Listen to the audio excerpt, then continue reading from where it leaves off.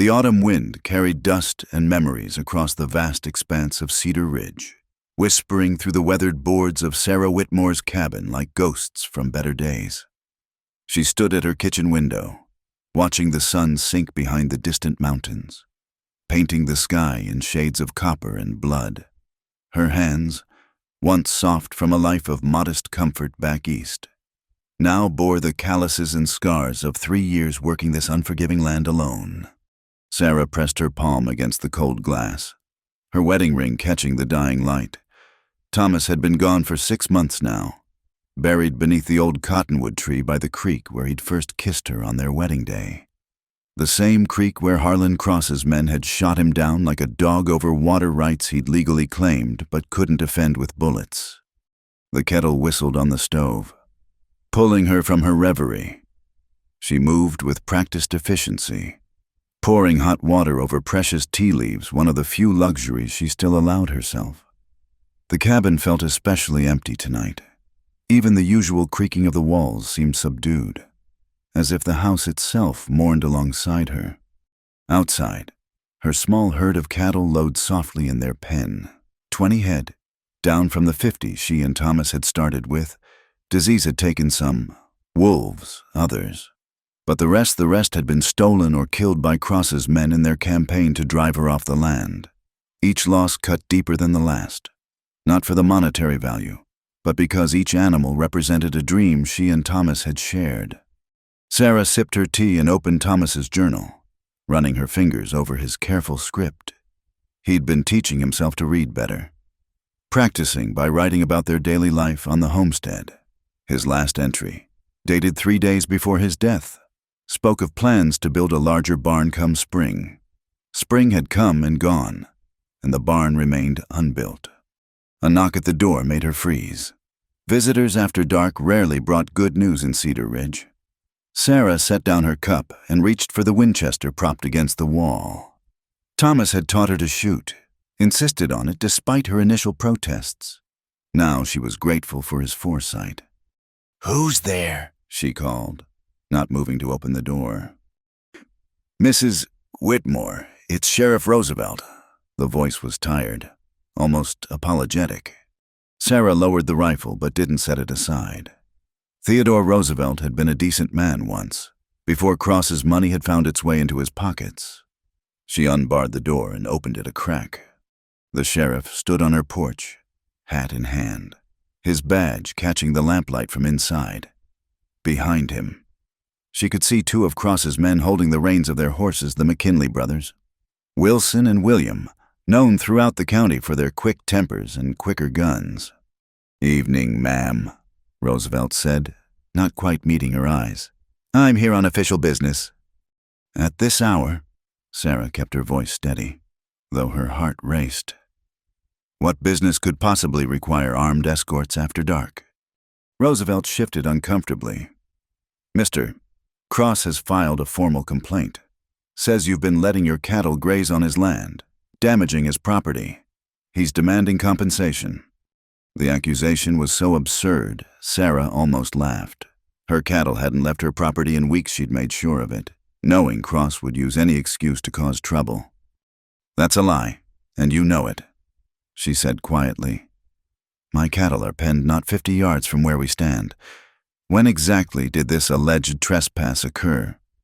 "The complaint says last Tuesday," Roosevelt mumbled, clearly uncomfortable with the charade. "Mr. Cross has witnesses." "Of course he does." Sarah's grip tightened on the rifle. "And I suppose these witnesses happen to be on his payroll." One of the McKinley brothers, Wilson, she thought, spat tobacco juice near her porch steps. "Lady, you'd best watch that tongue, Mr. Cross is being generous, offering to settle this peaceful-like." "Generous." Sarah's voice hardened. "Like he was generous when he murdered my husband." The sheriff winced. "Now, Mrs. Whitmore, that matter was investigated. No evidence of foul play was found." "Because you didn't look for any?" The words came out bitter as winter wind. "Thomas was shot in the back. Sheriff, 3 times. Even a child could see that wasn't self-defense." William McKinley laughed, a harsh sound in the gathering darkness. Your man should have known better than to challenge his betters. This land ain't meant for farmers playing at being ranchers. Sarah raised the Winchester, not quite pointing it at anyone but making her position clear. Get off my property, all of you. If Cross wants to discuss his fabricated complaints, he can do it in daylight, in town, with witnesses present. Roosevelt sighed heavily. Ma'am, I'm trying to help you here. Mr. Cross is willing to buy your land for a fair price. You could go back east, start fresh somewhere. This is my home, Sarah interrupted. Thomas and I built it with our own hands. We filed our claim legally, proved it up according to the Homestead Act. I have as much right to be here as anyone. Rights don't mean much without the strength to defend them, Wilson McKinley said, his hand drifting toward his holster. Sarah cocked the Winchester, the sound sharp in the evening air. I suggest you test that theory somewhere else. Mr. McKinley, I may be just a widow, but I'm a very good shot. Thomas made sure of that. The three men exchanged glances. Roosevelt cleared his throat. We'll be going then, Mrs. Whitmore. But this matter isn't settled. Mr. Cross expects an answer to his offer within the week. He has his answer now, Sarah said firmly. I'm not selling. Not to him, not to anyone. After they left, Sarah barred the door and leaned against it, her hands trembling. She knew this was just the beginning. Cross wouldn't accept her refusal gracefully. He never did. Moving to the window, she watched the three riders disappear into the darkness. The night seemed fuller of threats than usual, every shadow potentially hiding danger. Sarah had never felt more alone. She returned to Thomas's journal, needing the comfort of his words. Flipping through pages, she found the entry where he'd written about meeting Cross for the first time at the county registrar's office. Even then, Thomas had sensed something dark in the man, something that went beyond mere greed. He looked at me like I was stealing from him just by existing, Thomas had written. Like every acre claimed by honest folk was an acre stolen from his empire. I fear we've made an enemy today. Sarah, but I'll not bow to bullies. This land will be our legacy, our children's inheritance. By God, I'll defend it. But Thomas was gone, and there would be no children now. Sarah closed the journal and pressed it against her chest. Outside, a coyote howled, the sound lonely and wild. She understood that feeling intimately. The next morning brought no respite from her troubles. Sarah woke before dawn, as was her habit, and went about her chores with mechanical precision. The cattle needed feeding, the chickens required tending, and the fence along the eastern boundary showed signs of tampering wire cut clean through in 3 places. She repaired what she could, knowing it was likely futile. If Cross wanted her fences down, they'd come down, but she'd be damned if she'd make it easy for him. As she worked, her mind wandered to the town council meeting scheduled for the end of the week. Mayor Cleveland would preside, another man in Cross's pocket. Though he maintained a veneer of respectability, the widow Carrie Harrison would be there. She'd lost her own husband to Cross's ambitions 2 years prior, but had somehow managed to keep her small shop in town running despite the pressure. Sarah had few allies in Cedar Ridge. The town was split between those who feared Cross and those who profited from his patronage. The middle ground had eroded like soil in a flash flood, leaving only hard choices and harder consequences. By midday, the sun beat down mercilessly, unusual for autumn. Sarah paused in her work to drink from her canteen, scanning the horizon out of habit. A dust cloud in the distance made her tense, but it resolved into a single rider, not the group she'd feared. The rider was Mary Lincoln, the doctor's wife and one of the few women in town who still acknowledged Sarah's existence. She rode with the confidence of someone raised in the saddle, her divided skirt practical rather than fashionable. "Sarah," Mary called out as she approached. "Thank goodness you're all right. I heard about last night." Sarah set aside her tools and walked to meet her friend. "News travels fast." Wilson McKinley was bragging in the saloon about putting the fear of God into you. Mary dismounted, her face creased with concern. Half the town heard him. I'm sure they enjoyed the entertainment. Sarah couldn't keep the bitterness from her voice. Mary touched her arm gently. Not everyone. Sarah, there are those who remember what you and Thomas stood for, who know what cross truly is. Yet they do nothing. What can they do? Mary's voice dropped. Cross owns the bank, controls the cattle market, has the sheriff and half the town council in his pocket. Standing against him is like standing against a prairie fire with a bucket of water. Sarah knew she was right, but the knowledge brought no comfort. So I should just give up, let him drive me off land my husband died defending. I'm not saying that. Mary glanced around nervously, as if Cross's men might be listening even here. But you need to be careful, and you need to consider alternatives, such as Abraham has heard rumors. There's talk of a federal marshal being sent to investigate Cross's operations. Something about fraudulent land claims and intimidation of homesteaders. If you could hold on until then. If, Sarah laughed, the sound harsh. How many ifs have we pinned our hopes on?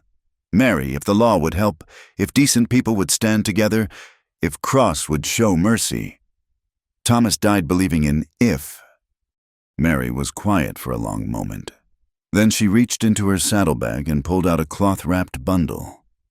Abraham sent this medicine for your cattle. He noticed signs of red water fever in the Johnsons' herd. Best to treat yours before it spreads. Sarah accepted the gift gratefully. Doctor, Lincoln was one of the few men in town who'd never bent to Cross's will, though it had cost him dearly.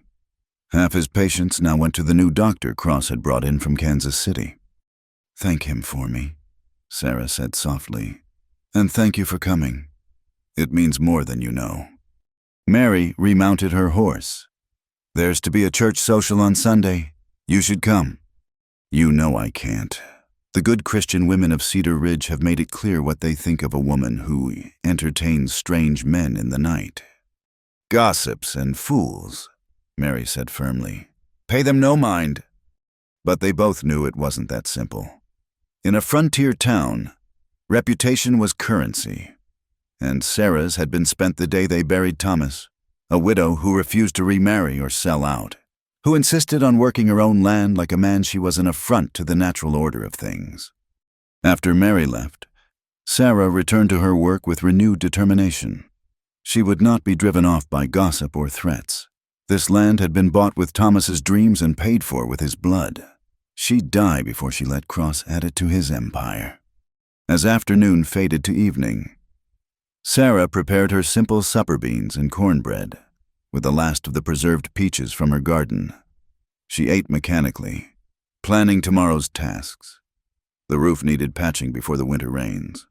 The woodpile required attention, and she'd need to ride to the far pasture to check for more fence damage. A lifetime of work stretched before her, work that would have been manageable with Thomas but seemed almost impossible alone. Yet what choice did she have back east? She'd be just another widow dependent on the charity of relatives. Here, at least, she owned something. Here, she had a purpose beyond mere survival. As darkness fell, Sarah performed her nightly ritual, checking the windows, barring the door, ensuring the rifle was loaded and within reach. She'd learned to sleep lightly these past months. Every sound a potential threat. Before retiring, she stood once more at the window, looking out at the land she and Thomas had claimed. The stars were brilliant in the clear sky, and somewhere in the distance, she heard the lonesome wail of a locomotive the railroad that Cross claimed would make them all rich, if only the small landholders would sell to him for consolidation. I won't give up, she whispered to the darkness, to Thomas, to herself. Whatever comes, I'll face it. This is our land, and I'll defend it or die trying. The wind picked up, rattling the shutters like skeletal fingers trying to find a way in. Sarah turned from the window and prepared for bed, unaware that tomorrow would bring a storm that would change everything, a storm with blue eyes and a mysterious past, riding in from the wilderness with his own ghosts in pursuit. For now, she was alone with her memories and her determination. A single woman standing against the greed and violence of powerful men. It was a battle she seemed destined to lose. But Sarah Whitmore had learned that sometimes the fight itself was worth more than the outcome. Sometimes, standing your ground was the only victory that mattered. The candle flickered and died, plunging the cabin into darkness. Outside, the coyotes howled again, and Sarah pulled the quilts up to her chin, trying not to think about how cold the bed felt without Thomas beside her. Tomorrow would bring new challenges, new threats, new small defeats and smaller victories. But tomorrow had not yet come, and for now, she allowed herself the luxury of remembering happier times, when the future had stretched before them full of promise. When Thomas's laughter had filled these rooms, when love had been enough to make even this harsh land feel like paradise. The memories were all she had left, besides the land itself, and like the land, she would hold on to them with every ounce of strength she possessed, until her last breath, until the very end. The storm struck Cedar Ridge with the fury of God's own wrath. Sarah had seen the signs all day, the nervous cattle, the strange yellow tinge to the western sky, the way the air felt heavy and electric against her skin.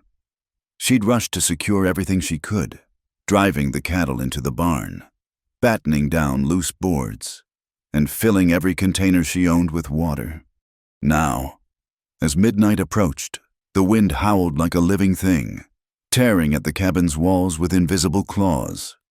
Rain lashed against the windows with such force she feared the glass might shatter. Sarah sat at her kitchen table, the rifle within reach, trying to read by lamplight but finding herself listening instead to the storm's violence. A sudden pounding at the door made her jump. It wasn't the wind, this was deliberate. Human, desperate. Sarah grabbed the Winchester and approached cautiously. "Please," a voice shouted over the storm. "I need help." Sarah hesitated. This could be a trick. Cross's men using the storm as cover, but something in the voice pain, genuine distress, made her call out. "Who are you?" "My name's Luke Garrison. My horse threw me. I think my arm's broken. Please, ma'am, I'll freeze out here." Through the window, Sarah could barely make out a figure hunched against the door, one arm held awkwardly against his body. Lightning flashed, illuminating a face twisted in pain, not one of Cross's men, at least not one she recognized. Against her better judgment, she unbarred the door. The wind nearly tore it from her hands as she opened it. The stranger stumbled inside, bringing a whirlwind of rain and cold air with him. Sarah quickly closed and barred the door again, then turned to face her unexpected guest. He was tall, lean in the way of men who lived hard and ate irregular. His clothes were soaked through, his dark hair plastered to his head. Blood seeped through a tear in his coat sleeve. "Thank you," he gasped, shivering violently. "I thought I was done for." Sarah kept the rifle ready but not quite aimed at him. "Sit by the fire. I'll get something for that arm." As she gathered medical supplies, clean cloth, whiskey for cleaning wounds, a wooden spoon for him to bite if the pain got too bad, she studied him covertly. His gun belt was well worn, but quality made. His boots, though muddy, showed careful maintenance. This was no ordinary drifter. "The coat needs to come off," she said, returning to where he sat hunched by the fire. Luke looked up at her, and she saw his eyes clearly for the first time, blue as winter sky, with lines around them that spoke of squinting into too many suns. "I appreciate your kindness, ma'am. Not many would open their door on a night like this to a stranger." "Not many strangers would be fool enough to be riding in this weather," Sarah countered, helping him ease out of the coat. His shirt beneath was torn and bloody. "What were you running from?" He stiffened slightly. "What makes you think I was running?" "A man careful enough to maintain his gear like you do doesn't ride into a storm like this without good reason." She began cleaning the wound, a deep gash along his forearm, but not as bad as the blood had suggested. "And your horse didn't throw you. This looks more like you hit something in the dark." Luke was quiet for a moment, then laughed shortly. "You've got sharp eyes, Mrs. Whitmore." Sarah Whitmore. She wrapped the clean bandage around his arm, trying not to notice the other scars that marked his skin-old wounds that told their own stories. "And you didn't answer my question." "No, I didn't." He flexed his fingers experimentally. "The bandage is good. You've done this before. My husband taught me. Said a woman alone out here needed to know how to tend wounds, among other things." Sarah stepped back, suddenly aware of how close she'd been standing to this stranger. "There's stew on the stove if you're hungry." "I don't want to impose." "You already have," she said dryly. "Might as well eat something. You'll need strength to ride out when this storm breaks." As she heated the stew, Sarah was acutely aware of him watching her, not in the leering way of Cross's men, but with a careful assessment that made her think he was cataloging details just as she had done with him. "This is good land," Luke said finally, accepting the bowl she offered. "Must be hard, working it alone." Sarah's jaw tightened. "I manage." "I'm sure you do. That Winchester's not for show. I'd wager. And the way you've reinforced these windows, you're expecting trouble." "Trouble has a way of finding women alone out here." She sat across from him, her own bowl untouched. "What's your business in Cedar Ridge?" "Mr. Garrison." "Just passing through. Heard there might be work at some of the bigger ranches. Only one big ranch around here that's hiring. And Harlan Cross doesn't take on drifters unless they're handy with a gun for more than just protection from wolves." Luke's spoon paused halfway to his mouth. "You know Cross?" "He killed my husband." The words came out flat. "Matter of fact." "Oh, he had his men do it. Made it look like a dispute over water rights. But Thomas is just as dead as if Cross had pulled the trigger himself." The stranger set down his bowl, his expression unreadable. "I'm sorry for your loss." "Are you? Or are you thinking what everyone else does, that a woman who can't hold her land should sell to someone who can?" "I think," Luke said slowly, "that any woman who opens her door to an armed stranger in a storm, tends his wounds, and feeds him while keeping a rifle within reach is probably capable of holding whatever she chooses to hold." Something in his tone made Sarah look at him more closely. There was a weight to his words, a history she couldn't quite read. The lamplight caught on a thin scar along his jawline, another story written in flesh. Thunder crashed overhead, making them both jump. The storm was getting worse, if that were possible.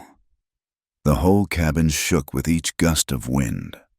"We need to check the shutters," Sarah said, standing abruptly. "This wind will tear them clean off if they're not secured properly." "I'll help." Luke stood as well, favoring his injured arm, but moving with a fluid grace that spoke of a man comfortable with action. They worked their way around the cabin, fighting the wind and rain to secure each shutter. By the time they finished, both were soaked through and shivering. Sarah's hands were numb with cold, her dress clinging uncomfortably to her skin. "You need to get into dry clothes," Luke said, having to shout over the storm. "You'll catch your death." Sarah wanted to argue, but her teeth were chattering too hard. She grabbed a dry dress and her warmest shawl, retreating to the small bedroom to change.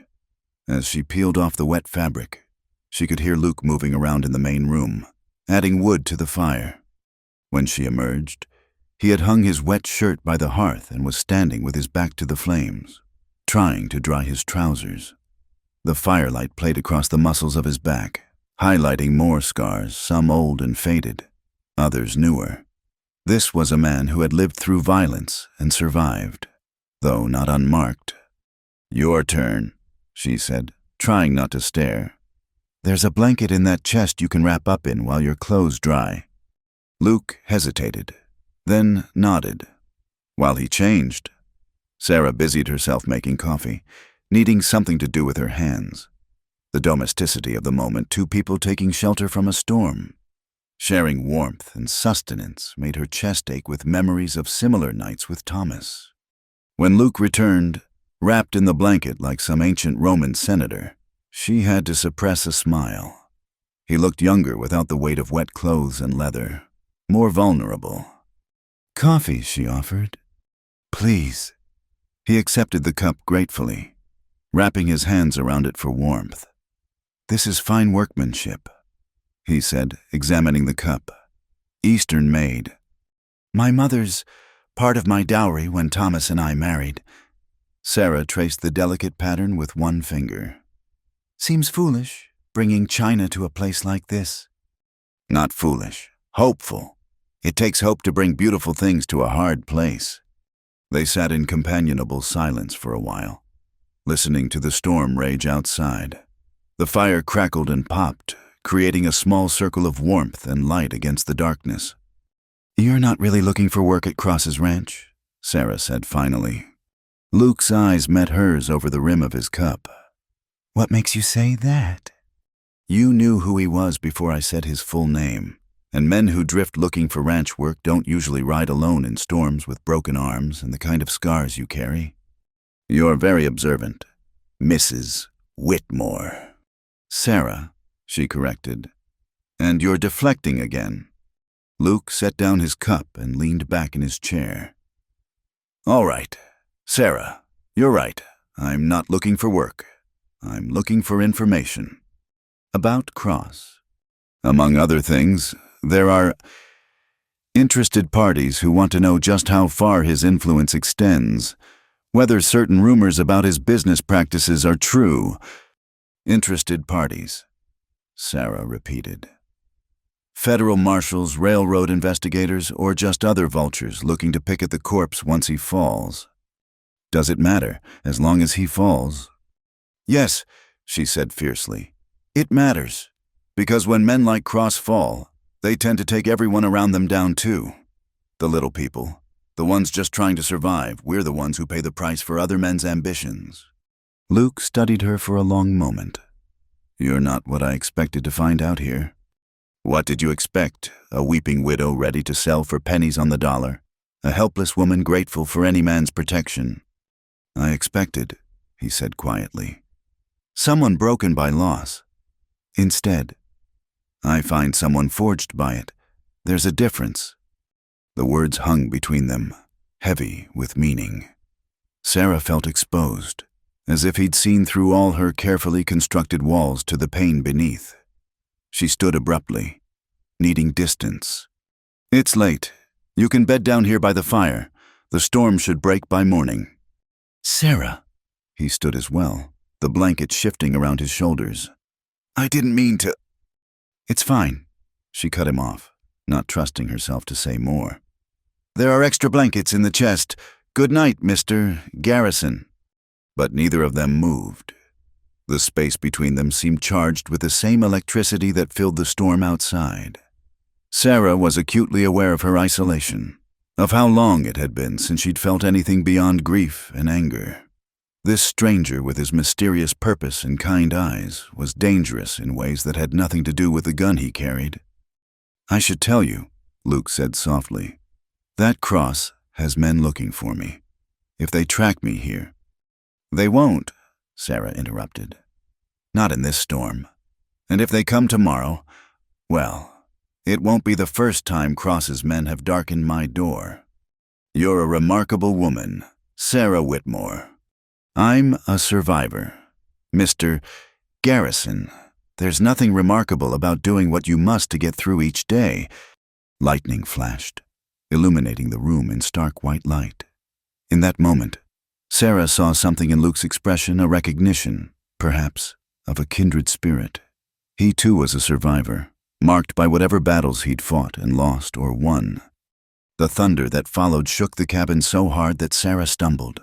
Luke reached out instinctively to steady her, his hand warm on her arm, even through the fabric of her dress. They stood frozen for a heartbeat. The storm raging around them, the fire crackling beside them.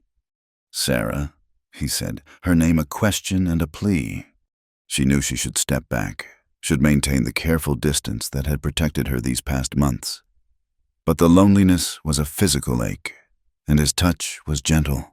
And the storm made everything feel unreal, outside of normal time and consequences. We're strangers, she whispered, even as she swayed toward him. Sometimes strangers are all we have, he replied, his free hand coming up to cup her cheek. The kiss was inevitable as lightning, as powerful as thunder.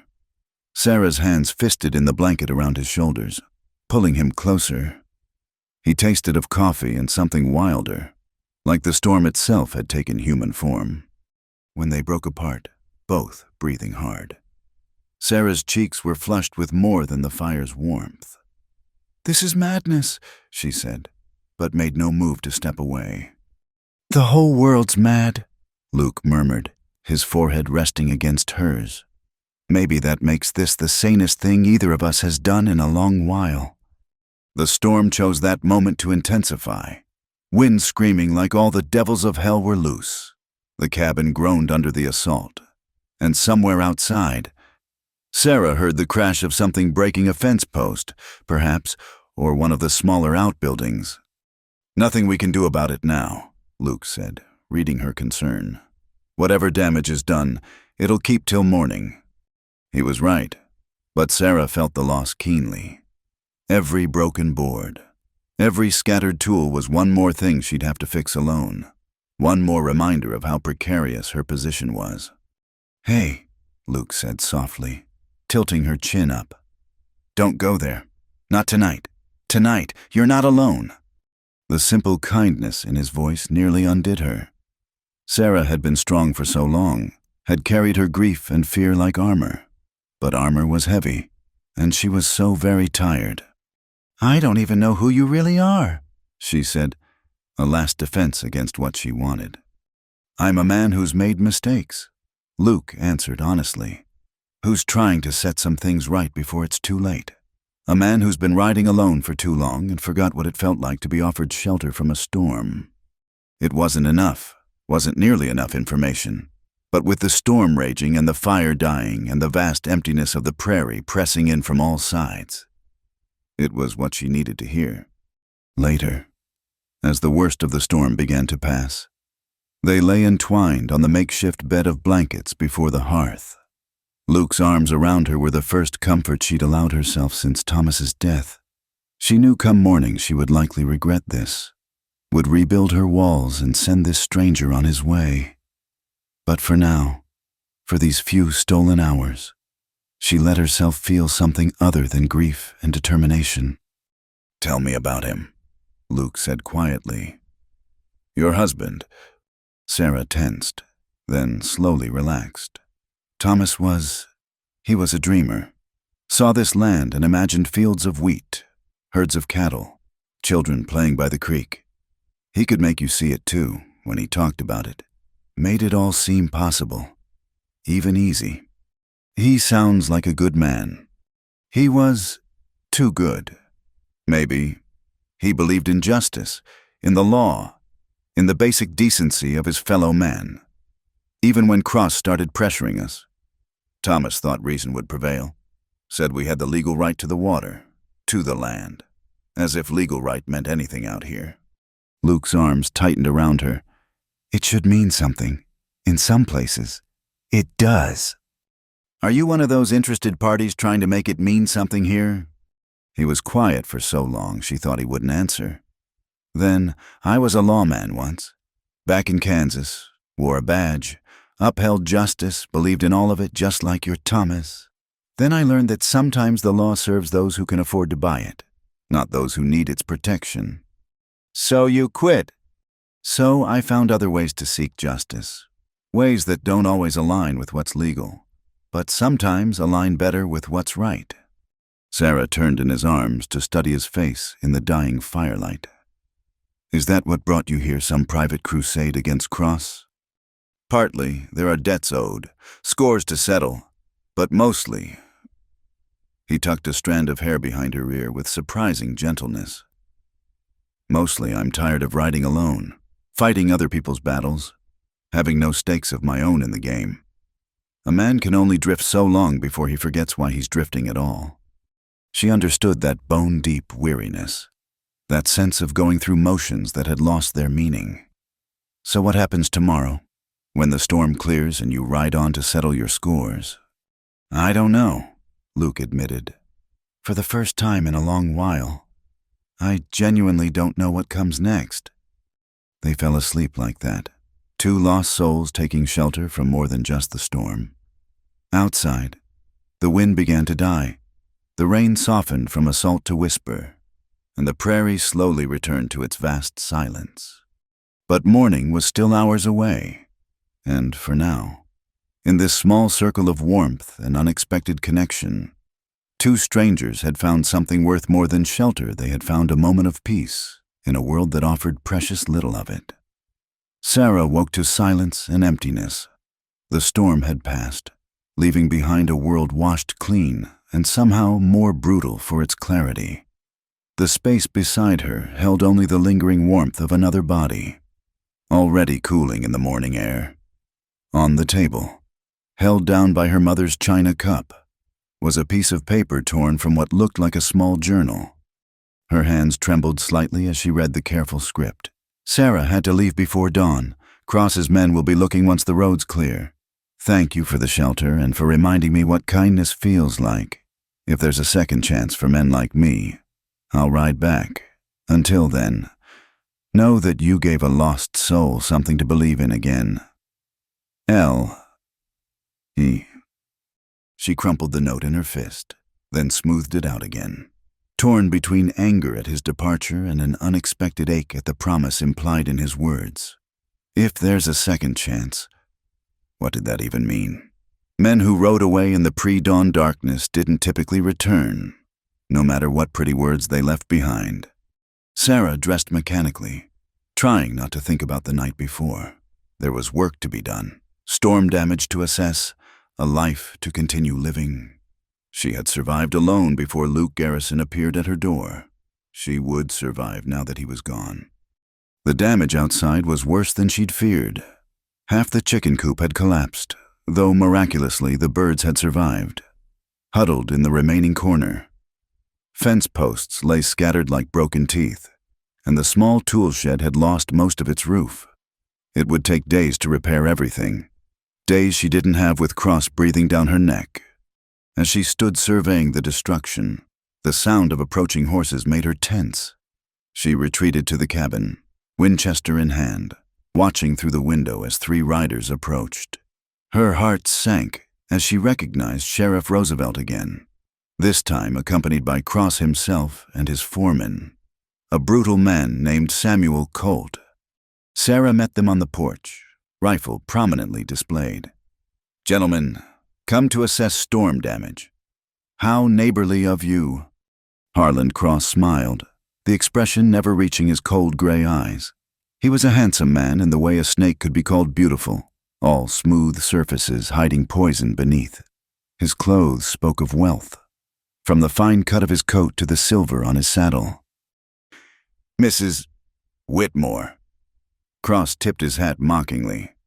"I heard you weathered the storm, though I also heard you had help." Sarah's expression didn't change. "The storm was fierce. I managed fine on my own, as always." Colt laughed, an ugly sound. "That's not what the tracks say. Fresh hoof prints leading away from your barn, heading north.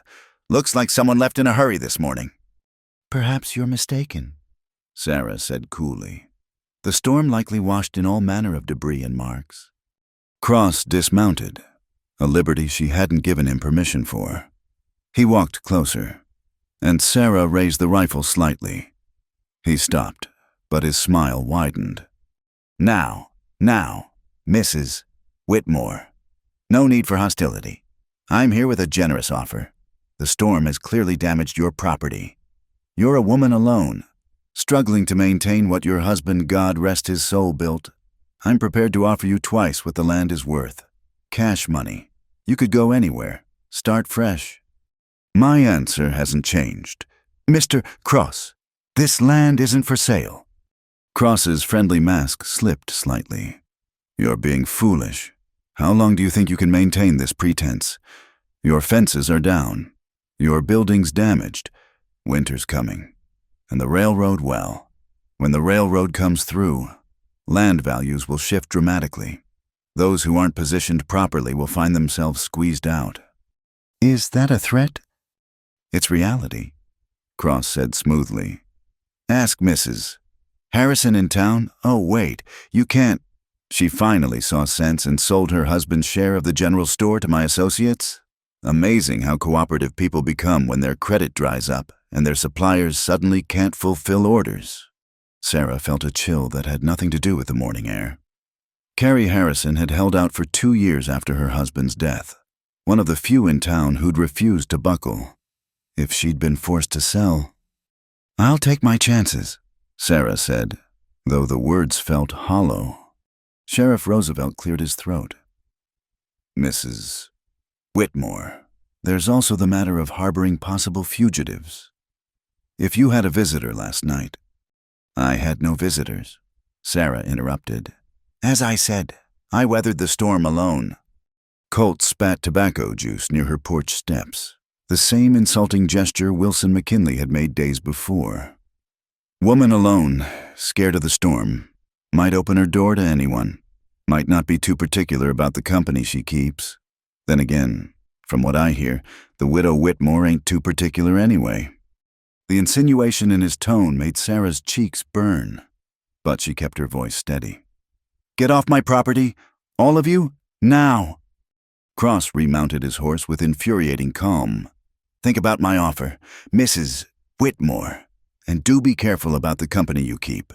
Cedar Ridge can be unforgiving to women who forget their place.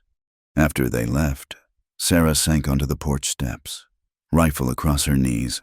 Her hands were shaking again, this time with rage rather than cold. The threats were becoming less subtle, the pressure increasing. And now there were whispers about a visitor in the night. How long before those whispers became something more damaging? She thought of Luke's note, of his promise to return if there's a second chance. Pretty words, but words wouldn't rebuild her fences or protect her from Cross's machinations. The next few days passed in a blur of back-breaking work. Sarah threw herself into repairs with desperate energy, as if she could shore up her life through sheer will. Mary Lincoln visited twice, bringing supplies and gossip from town. The whispers about Sarah's midnight visitor were spreading, growing more salacious with each telling. They're saying he was some outlaw, Mary reported, helping Sarah nail boards over the holes in the chicken coop. That you're hiding stolen money for him. Sarah hammered harder than necessary. Let them talk. They'll invent stories regardless of what I say or do. Sarah? Mary hesitated. Was there someone here that night? Sarah met her friend's eyes. Would it matter if there was? Would it change anything about my situation? Mary was quiet for a moment. I suppose not, but secrets have a way of becoming weapons in the wrong hands. That night, Sarah found herself reading Luke's note again by lamplight. The paper was wearing thin from folding and unfolding. She told herself she was being foolish, that she should burn it and forget the stranger who'd appeared and vanished like the storm itself. But something held her back, perhaps the same stubborn hope that made her keep her mother's china in this rough place. A week after the storm, the harassment escalated. Sarah woke to find her water barrel overturned, the precious liquid soaking into the dry ground. The next day, 3 of her cattle were missing, vanished from the repaired pasture without a trace. No tracks, no broken fences, they'd simply disappeared, as if spirited away by ghosts. She reported the thefts to Sheriff Roosevelt, who made a show of investigating while accomplishing nothing. Could be rustlers, he said blandly. Been a lot of that lately, or maybe your fences weren't as repaired as you thought. Cattle do wander. My fences are fine, Sarah said through gritted teeth. And we both know who's behind this? Roosevelt had the grace to look uncomfortable. Making accusations without proof is dangerous. Mrs. Whitmore, especially for a woman in your position. My position, Sarah's voice was dangerously quiet. And what position is that, Sheriff? A woman alone, already the subject of gossip. He wouldn't meet her eyes. It wouldn't take much for folks to decide that you're not the sort of woman who belongs in a respectable community. The threat was clear. Sarah left the sheriff's office feeling more isolated than ever. In town, she noticed how conversations stopped when she passed, how the respectable women drew their skirts aside. At the general store, the new proprietor, one of Cross's creatures, informed her that her credit was no longer good. "Cash only," he said with oily satisfaction. "Times being what they are, we can't extend credit to risky accounts." Sarah paid for her meager supplies with the last of her ready cash, knowing this was just another turn of the screw. Without credit, she couldn't buy seed for spring planting or supplies for winter. Cross was slowly, methodically cutting off every avenue of survival. That night, she sat at Thomas's grave under the cottonwood tree, talking to him as she often did when the burden became too heavy. "I don't know how much longer I can hold on," she admitted to the wooden cross. "They're picking me apart piece by piece, and I'm running out of ways to fight back. Maybe I should have sold when you first died. Maybe I'm just being stubborn and foolish." The wind rustled through the cottonwood leaves, and for a moment she imagined it was Thomas answering, telling her to be strong. But the dead didn't speak, and the living had turned against her. Walking back to the cabin in the gathering dusk, Sarah noticed something different. Fresh wagon tracks led toward the eastern boundary of her property, where they disappeared into Cross's land. She followed them cautiously and found where someone had dug a channel, diverting water from the creek that marked her boundary, the creek that Thomas had died defending. The symbolism wasn't lost on her. Cross was literally bleeding her dry, taking the very resource that had started this conflict. By morning, if she didn't act, the lower pasture would be without water. Sarah spent the night in grim labor, filling in the channel, piling rocks to prevent easy redigging. Her hands bled and her back screamed, but she worked with desperate determination. This was war now, even if she was the only one fighting it. As dawn broke, she stood looking at her handiwork.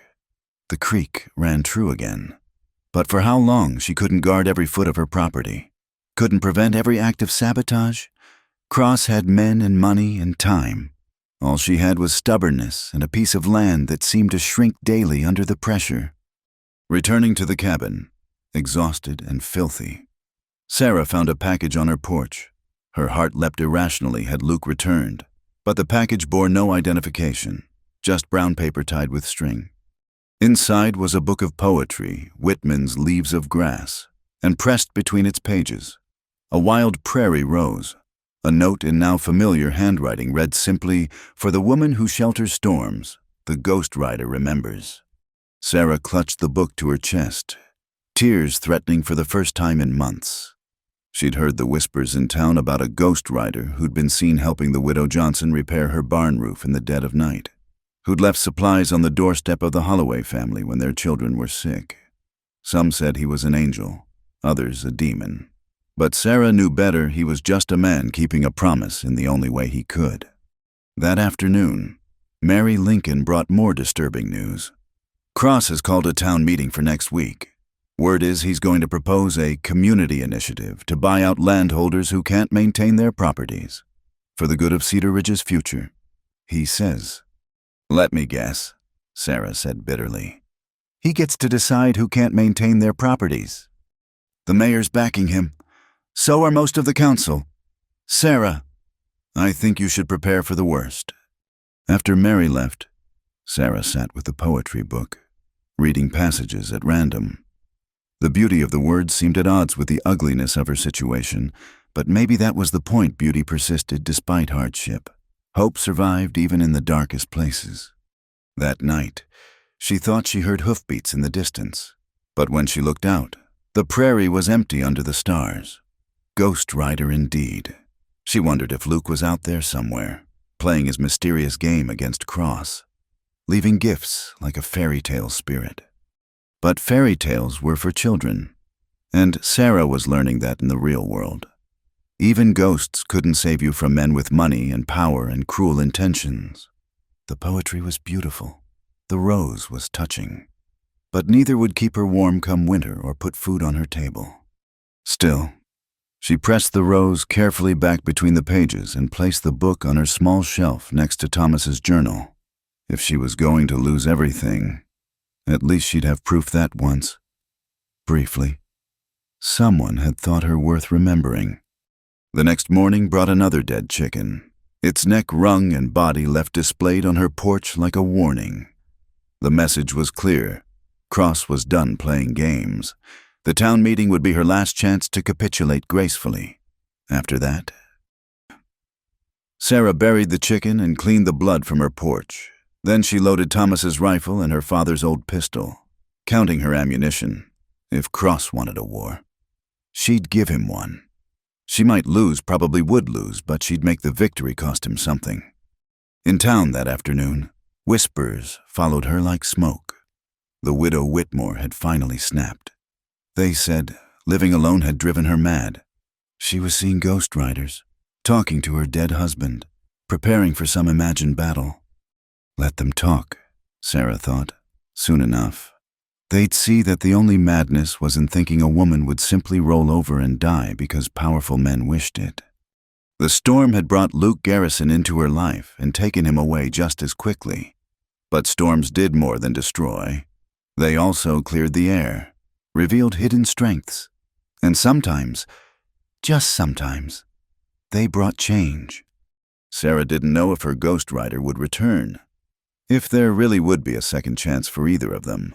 But she knew one thing with bone-deep certainty.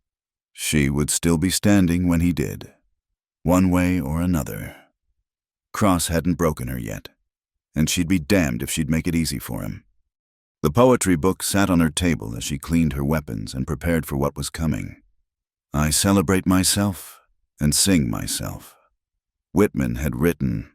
Well, Sarah thought grimly, she might not have much to celebrate, but she could still sing, even if it was a battle hymn, even if she sang it alone. The ghost rider was out there somewhere, leaving roses and promises, but Sarah Whitmore would save herself or die trying. That was the only truth that mattered now. Winter descended on Cedar Ridge like a gray shroud, bringing with it the kind of cold that seeped into bones and stayed there. Sarah had always hated winter, but this year it felt particularly cruel, as if the very elements had allied with Cross to break her spirit. Each morning brought new challenges: frozen water barrels, sick cattle, dwindling supplies she couldn't afford to replenish. But the ghost rider's gifts continued to appear. She'd find a cord of split firewood stacked neatly by her door, fresh tracks in the snow leading away into the pre-dawn darkness. A bag of grain would materialize in her barn. Quality feed her remaining cattle desperately needed. Once, she discovered her broken fence rails had been replaced overnight, the work done with skilled hands that knew their craft. The town, of course, had its theories. Some said she'd taken up with outlaws, trading her virtue for protection. Others whispered of deals with the devil, of a lonely widow driven mad enough to conjure phantoms. But a few the widow Johnson, the Holloway family. Others who'd received mysterious aid spoke in hushed tones of a guardian angel, a man who rode the night righting wrongs. Sarah knew better than to believe in angels, but she began to watch for signs of him. This ghost who seemed determined to keep her afloat even as Cross tried to drown her. She'd catch glimpses, sometimes a silhouette against the snow-heavy sky, hoof prints that appeared and vanished like smoke. Once, she could have sworn she heard a harmonica playing a mournful tune from the ridge above her property. But when she ventured out to look, she found only wind and silence. The town meeting Cross had threatened came and went. Sarah hadn't attended, knowing her presence would only provide ammunition for her enemies. Mary Lincoln reported back with grim news the Community Land Initiative had passed, empowering a committee headed by Cross to evaluate struggling properties and force sales for the greater good. Judge Whelan was the only one who voted against it, Mary said, warming her hands by Sarah's fire. He said it was legalized theft, but nobody listened. Oh, Sarah, they're coming for you. Cross made that clear without saying it outright. Judge Benjamin Whelan was one of the few honest men left in Cedar Ridge. a circuit judge who rode through every few months dispensing what justice he could. But he was old, nearing 70, and his authority was limited to the courtroom. Against Cross's money and influence, he might as well have been shouting at the wind. That night, Sarah found something new on her porch, not supplies this time, but a letter wrapped in oilcloth to protect it from the snow. The handwriting was Luke's, but more hurried than before. "Sarah, trouble coming. Cross has hired guns from Denver. Mean ones with no scruples about their targets. Lock your doors. Trust no strangers. And for God's sake, don't try to be a hero. Help is coming, but these things take time. The federal marshal in Cheyenne has been notified, but the wheels of justice turn slowly. Stay strong, stay smart, stay alive. Your ghostwriter is doing what he can. L." She read the letter 3 times, then burned it in the fireplace. Federal marshal. So Luke's interested parties were lawmen after all. But Cheyenne was 3 days' ride in good weather, longer in winter. And hired guns from Denver meant professionals, not the local bullies Cross usually employed. Sarah spent the next days in a state of heightened alertness. Every sound might herald danger. Every rider on the horizon could be bringing death. She slept in snatches. Winchester always within reach. Thomas's pistol under her pillow. The poetry book sat on her table. A reminder that somewhere out there, someone thought her worth protecting. The attack came on a crystalline Thursday morning when the snow lay fresh and unmarked around her cabin. Sarah was in the barn, tending her remaining cattle, when she heard horses approaching. Many horses. She peered through a crack in the barn door and counted 6 riders, all armed, spreading out to surround her property. She recognized Samuel Colt, Cross's foreman, but the others were strangers, hard-faced men who wore their guns like old friends. One of them, a giant with a scarred cheek, was already dismounting near her cabin. Sarah's mind raced. 6 men, and she was trapped in the barn with limited ammunition. If she tried to fight from here, they'd simply burn her out. The cabin was defensible, but reaching it meant crossing 30 yards of open ground. Then she heard a rifle shot from the ridge above, and the giant with the scarred cheek spun and fell. Chaos erupted as the riders sought cover, firing wildly at an unseen attacker. In the confusion, Sarah made her move, sprinting for the cabin as bullets whined past her head. She made it to the door as another shot from the ridge dropped a second attacker. Inside, she grabbed Thomas's rifle and took position at the window. The remaining 4 men had taken cover behind her water trough and wood pile, pinned between her cabin and the unknown sniper above. "Mrs. Whitmore," Colt shouted. "Come out peaceful-like and nobody else needs to die." Sarah's answer was a shot that splintered the wood inches from his head. "Get off my land. Colt, all of you." Another rifle cracked from the ridge, and a third man cried out, clutching his shoulder. The Ghost Rider, whoever he was, knew his business. But 3 against 2 were still bad odds, and Sarah could see the attackers regrouping, preparing to rush the cabin. That's when she heard new hoofbeats, many of them, approaching fast from the direction of town. Sarah's heart sank. Reinforcements for Cross. But then she saw the lead rider, and hope bloomed in her chest. Judge Benjamin Whelan rode at the head of a dozen men, his black coat flapping like crow's wings. Beside him rode Dr. Abraham Lincoln, and behind them came others Sarah recognized: Tom Holloway, whose family the Ghost Rider had helped, Robert Johnson, whose widow had received mysterious aid, even some of Cross's own cowboys who'd apparently decided they'd had enough of their employer's methods. "Stand down," Whelan's voice carried the authority of years on the bench. "Colt, order your men to drop their weapons." Colt stood slowly, keeping his hands visible. The fight had gone out of him with the arrival of witnesses. "Judge, we were just—" "I know exactly what you were doing." Whelan cut him off. "Attempting murder on behalf of your employer. These good men and I witnessed the whole thing from the road." He turned to the others. "Didn't we, gentlemen?" A chorus of agreement rose from the riders. Doctor. Lincoln had already dismounted to tend the wounded attackers. Even the giant was still alive. Though barely. The Ghost Rider's shots had been precise, meant to disable rather than kill outright. You can't prove anything? Colt said desperately. We came to talk to Mrs. Whitmore about buying her land, and someone started shooting at us from the ridge. Someone defending a woman against 6 armed men.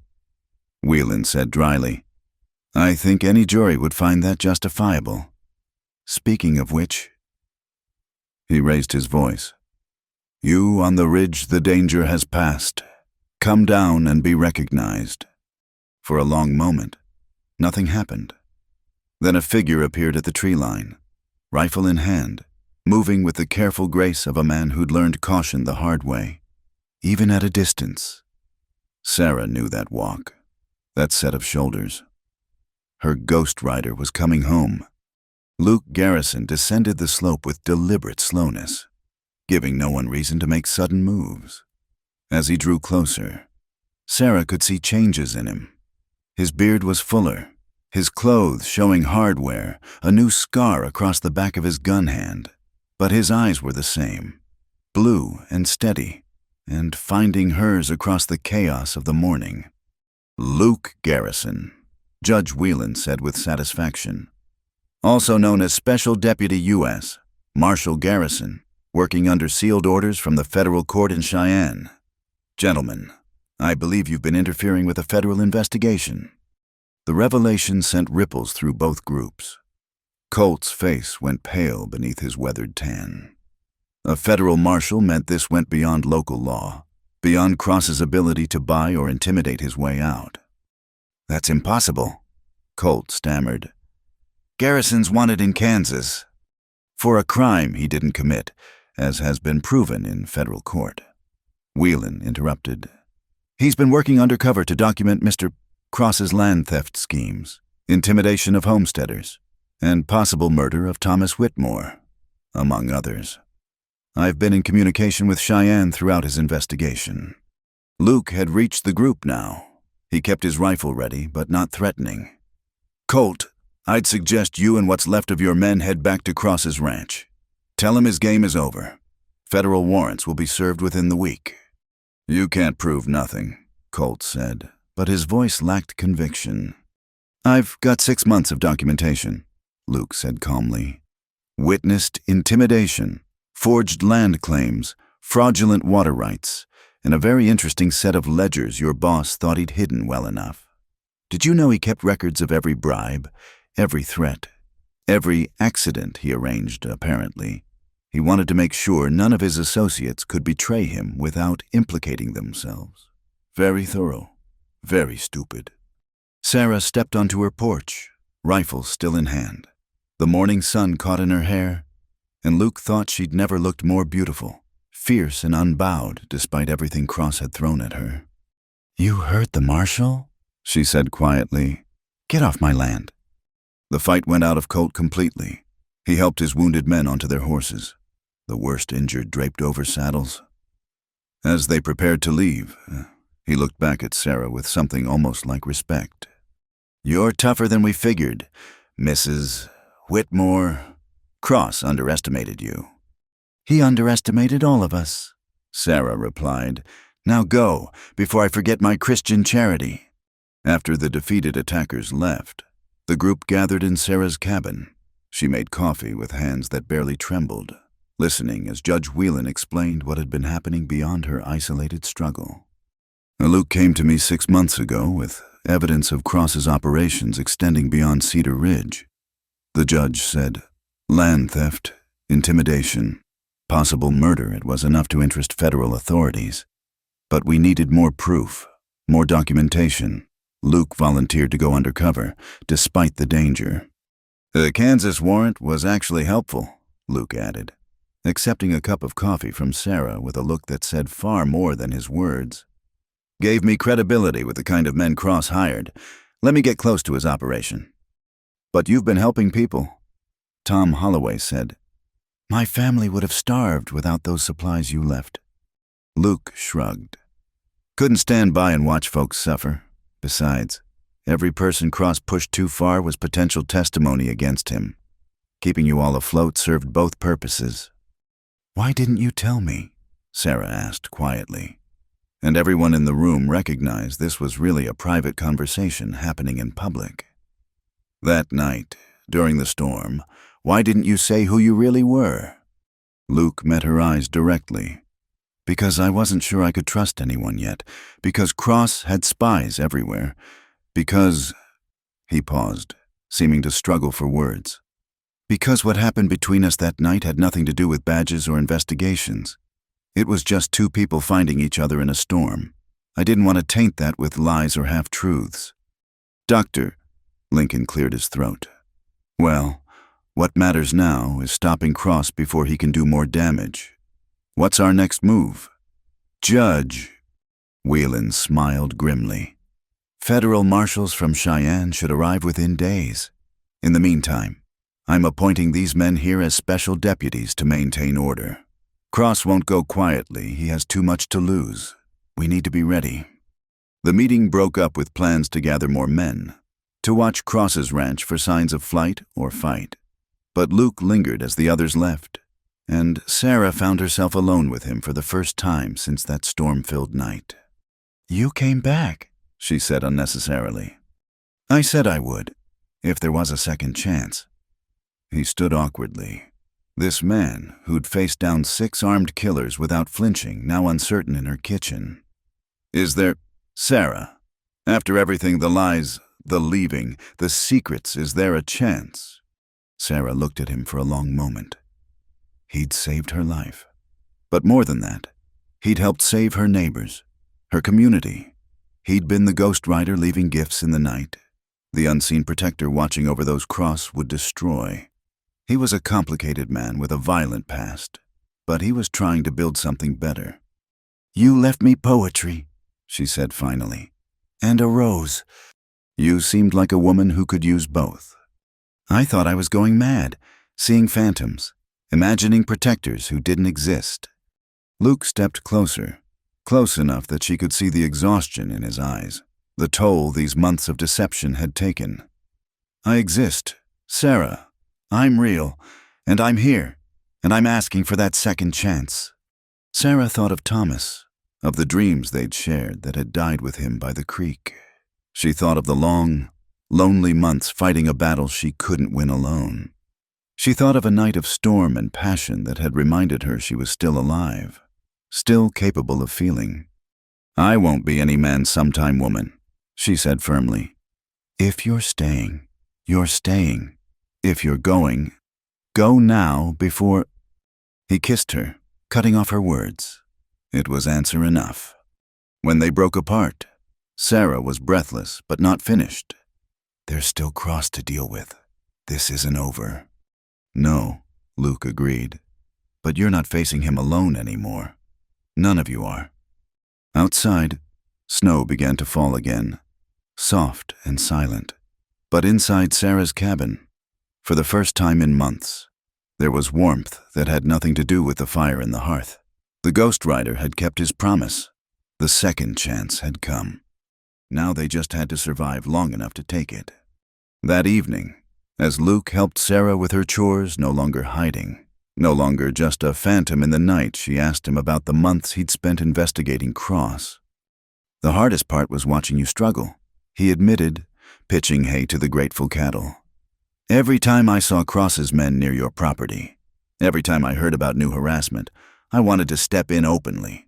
But if I'd blown my cover too early, he would have slipped away, found legal loopholes, bought his way out." "So instead you became a ghost story," Sarah said, half accusation, half wonder.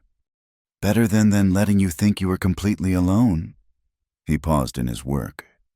"That first night, after the storm, I almost came back the very next day. Took everything I had to stick to the plan." "Why?" Sarah asked. "What made that night different from all your other investigations? All your other deceptions?"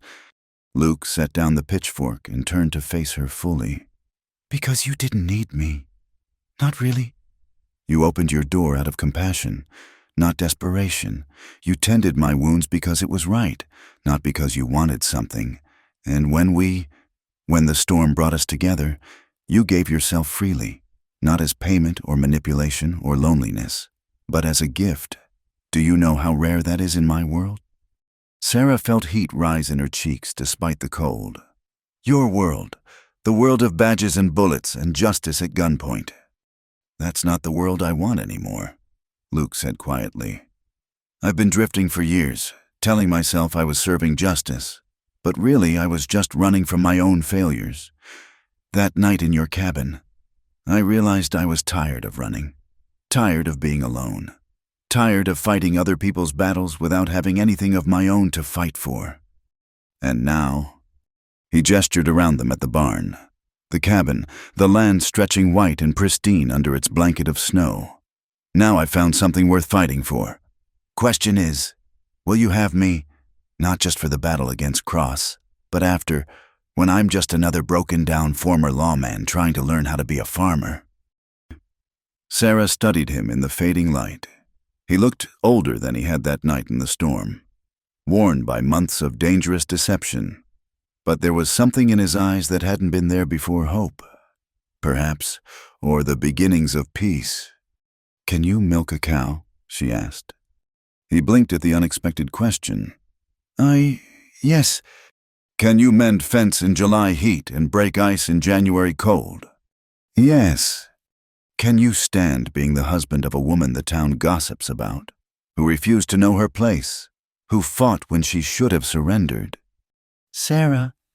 "Can you sleep beside me every night without wondering what adventures you're missing on the trail? Can you build instead of destroy?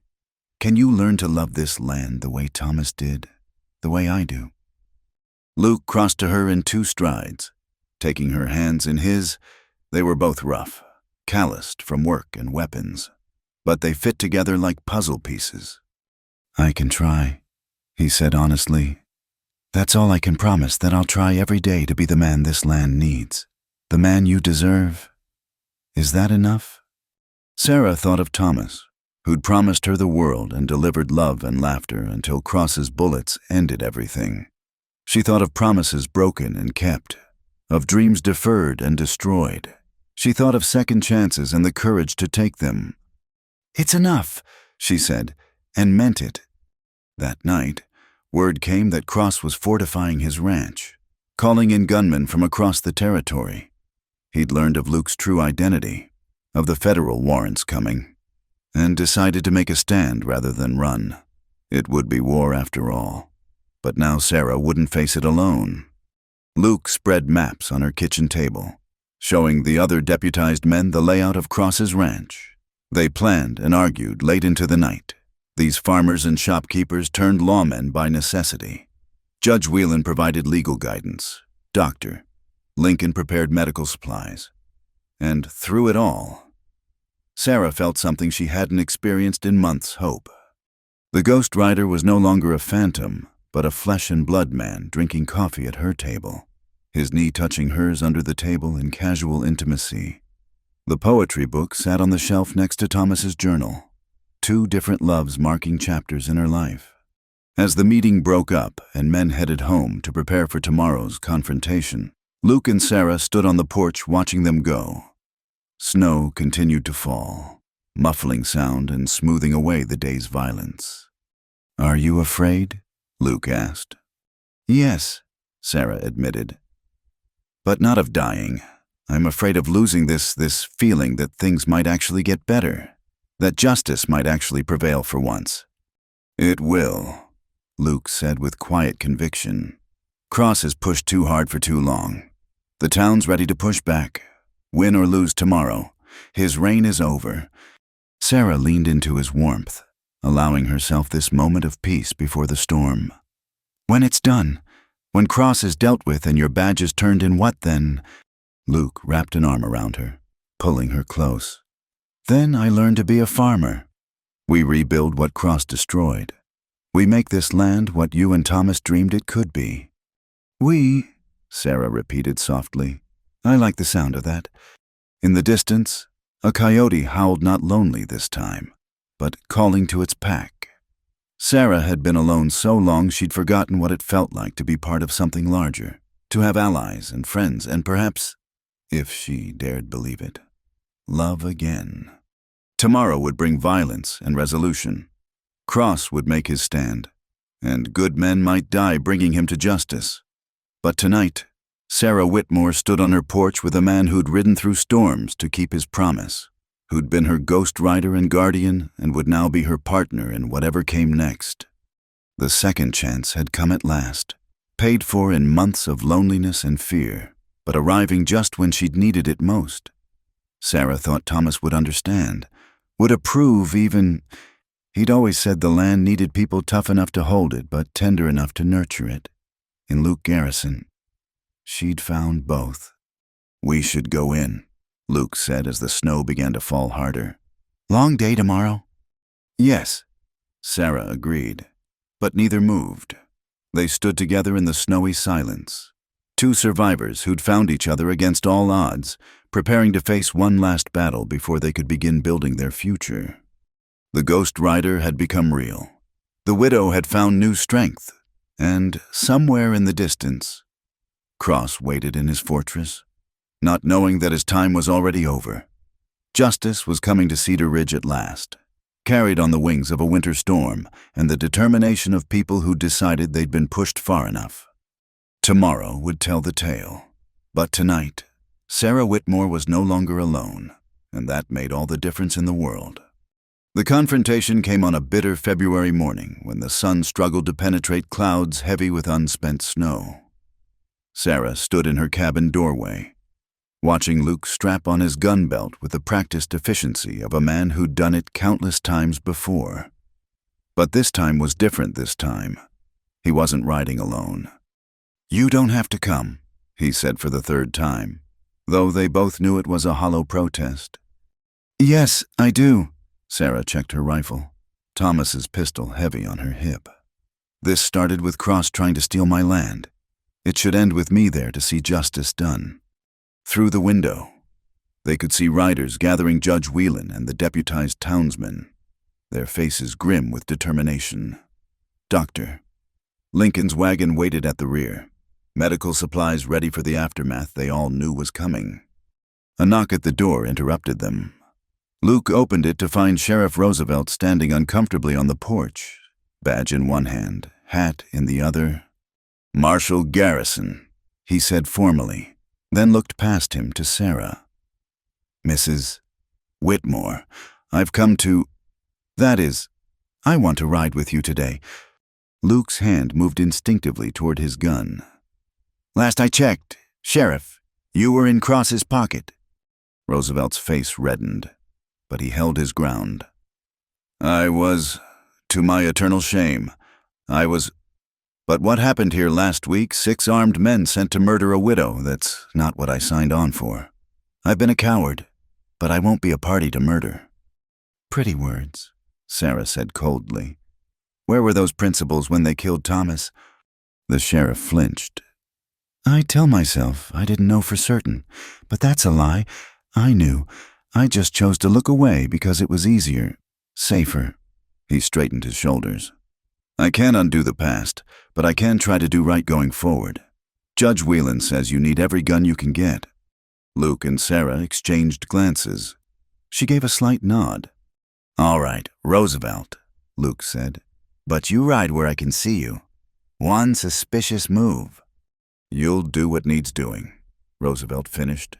"I understand, and thank you." They rode out as a group 20 minutes later, nearly 30 men in all. It was the largest show of unified force Cedar Ridge had seen. Ranchers and farmers and townsmen united by shared grievance against Cross's tyranny. Sarah rode between Luke and Judge Whelan, acutely aware that she was the only woman in the group, but refusing to be relegated to the rear with the medical wagon.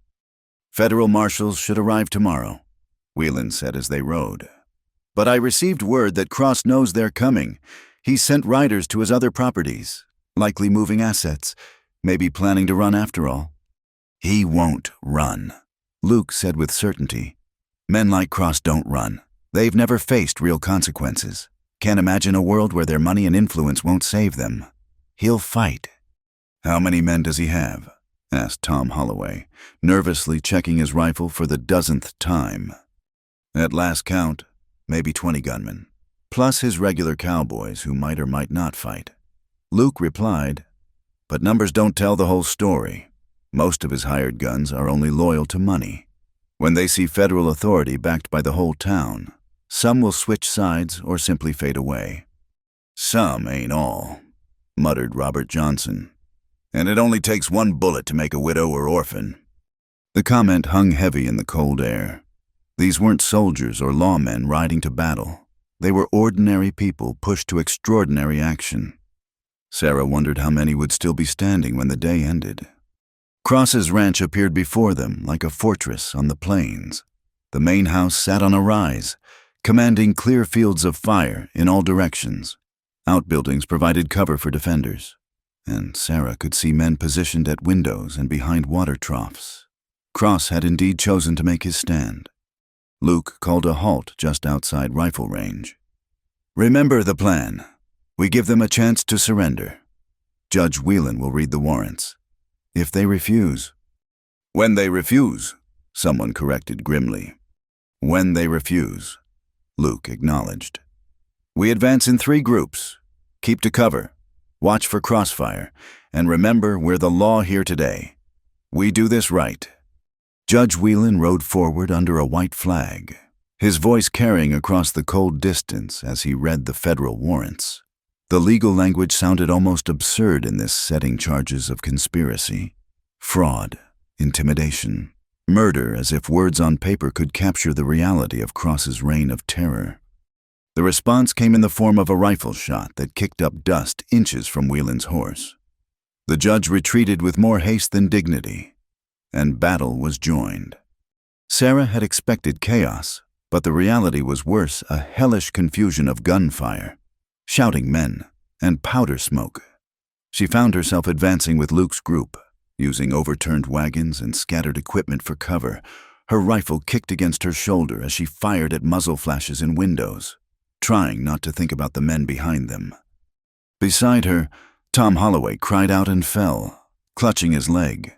Sarah dragged him behind better cover as bullets whined overhead. His face was pale with shock, but the wound looked clean, painful, but not fatal if treated quickly. Stay down, she ordered, tearing strips from her petticoat to bind the wound. The doc will find you when this is over. Luke appeared through the smoke, crouching beside them. You all right? Fine. Tom's hit, but not bad. How are we doing? Better than expected. Half of Cross's men ran when they saw our numbers. We've got the outbuildings mostly cleared. He touched her face briefly, a moment of tenderness amid violence. Stay with the wounded. This is almost over. But Sarah had come too far to hide now. After ensuring Tom was as comfortable as possible, she moved forward again, working her way along a fence line toward the main house. The gunfire was sporadic now, defenders running low on ammunition or nerve or both. Then she saw him. Harland Cross stood at an upper window of his mansion, rifle in hand, shooting with cold precision. Even in defeat, he looked untouchable, a king defending his castle.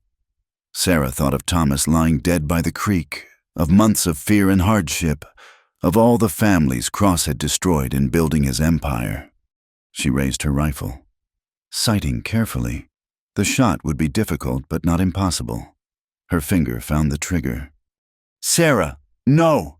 Luke's voice stopped her. He was beside her suddenly, hand on a rifle barrel. Not like this, not from hiding. That's his way, not ours. He killed Thomas. And he'll answer for it, in court, before the law, where everyone can see justice done. Don't become him. Sarah, don't let him make you a murderer too. Sarah's hands shook with the effort of not taking the shot. Every fiber of her being screamed for revenge, for the simple, final solution of a bullet. But Luke was right, that was Cross's way, the path that had led them all here. She lowered the rifle. The end came suddenly. Marshal Roosevelt, perhaps eager to prove his change of heart, led a charge on the main house. Cross's remaining defenders, seeing the sheriff they'd thought allied now fighting against them, lost heart entirely. Weapons were thrown down, hands raised in surrender. Cross himself emerged from his house with infuriating dignity, dressed as if for a business meeting rather than a siege. He surveyed the damaged wounded men, scattered weapons, his empire in ruins with the detachment of a man studying a mildly interesting problem. "Judge Whelan," he said calmly, "I assume you have warrants." "You know I do," Whelan replied, dismounting to face him. "Harlan Cross, you are under arrest for conspiracy to defraud, intimidation, and murder. You will be held pending federal prosecution." Cross's cold eyes found Sarah in the crowd. "Mrs. Whitmore, still standing. I see. Your husband would be proud." "Don't you speak of him," Sarah said, her voice steady despite the rage boiling inside her. "You have no right to speak of him." "Rights." Cross smiled thinly. "Yes, you always were concerned with rights. Water rights, land rights. The right to stand against progress. Tell me, was it worth it? All this death and suffering for a piece of dirt?" It was Luke who answered, stepping protectively closer to Sarah. "It wasn't about dirt, Cross. It was about people's lives, their dreams, their freedom to build something without men like you stealing it. You'll have years in federal prison to figure that out." Cross's composure finally cracked slightly. "Prison? You think prison will hold me? I have lawyers. Influence." "Had," Judge Whelan corrected. "Past tense. Your assets are frozen pending investigation. Your political allies are distancing themselves. Your hired guns are already turning evidence to save their own skins. It's over, Harland. Completely over." As they bound Cross's hands and led him away, Sarah felt empty. She'd expected triumph, satisfaction, some sense of closure. Instead, she just felt tired and sad. The man who'd killed Thomas was captured, but Thomas was still dead. Justice had come, but it couldn't undo the past. Luke seemed to understand. He took her hand as they watched Cross loaded into a wagon for transport to the county jail. "It's not enough," he said quietly. "It never is. Justice can't bring back what was lost." "Then what's the point?" Sarah asked, exhaustion in every word. "The point is what comes next. Cross is finished, but the land remains. The town remains. The chance to build something better remains." He squeezed her hand. "We remain." The aftermath was a blur of activity. Dr. Lincoln and his assistants tended the wounded miraculously. Only 2 men had died, both from Cross's side. The rest of Cross's men were rounded up, some to face charges, others simply run out of the territory. The townsmen, flushed with victory, talked excitedly about the future without Cross's shadow looming over them. Sarah found herself standing apart, watching it all with a strange detachment. Mary Lincoln appeared at her side, having arrived with a medical wagon. "You did it," Mary said softly. "You stood against him and won." "We did it," Sarah corrected. "All of us. I couldn't have survived alone." "No, but you were the catalyst. Your refusal to break, to sell, to give in, it inspired others, made them remember what courage looked like." They watched as Luke coordinated with Sheriff Roosevelt and Judge Whelan, establishing order in the chaos. He moved with natural authority, every inch the lawman despite his months of subterfuge.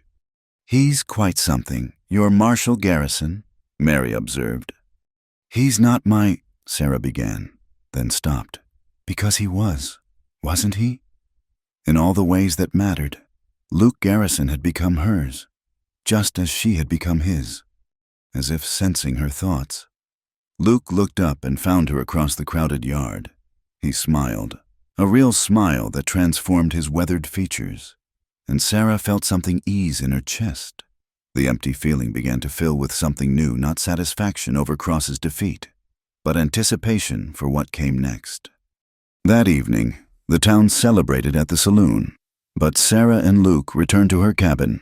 They sat by the fire, coffee cooling in their hands, processing the day's events. The cabin felt different somehow, still the same walls and furniture, but the oppressive weight that had hung over it for months was gone. "The federal marshals will be here tomorrow," Luke said. "They'll take Cross to Cheyenne for trial. I'll need to testify. Provide all my evidence." "Will you have to leave?" Sarah tried to keep her voice neutral. "For a few days, maybe a week." He set down his cup and turned to face her fully. "But I'll be back, if you'll have me." "I thought we'd established that." "I mean permanently. After the trial, after everything's settled, I'll be done with the marshal service. Just another man looking for a place to belong." Sarah studied his face in the firelight. The shadows under his eyes spoke of exhaustion, but there was peace there too, a settling of some internal struggle. "This is hard-earned land," she said carefully. "It broke Thomas, nearly broke me. Ranching isn't romantic, it's brutal work. Uncertain profits, constant struggle against weather and markets and nature itself." "I know." "Do you, because I won't have another man die for this dream? I won't bury another husband by that creek." Luke reached out, taking both her hands in his. "Sarah, I've faced men with guns, tracked killers across deserts, lived by violence for more years than I care to count. If this land can kill me, at least it'll be while building something instead of tearing it down. That seems like a good trade. And when you get restless, when the wandering urge strikes, then I'll wander to the far pasture to check fences, or into town for supplies, or maybe just to the porch to watch sunsets with you." His thumbs traced circles on her palms. "I've done enough wandering. Sarah, I'm ready to stay put." Sarah wanted to believe him, wanted it with a desperation that frightened her. But belief came hard after so much loss. "There'll be talk," she warned. "The widow who took up with a gunman before her husband's grave was cold. Your reputation won't survive association with mine." "My reputation?" Luke laughed, short and sharp.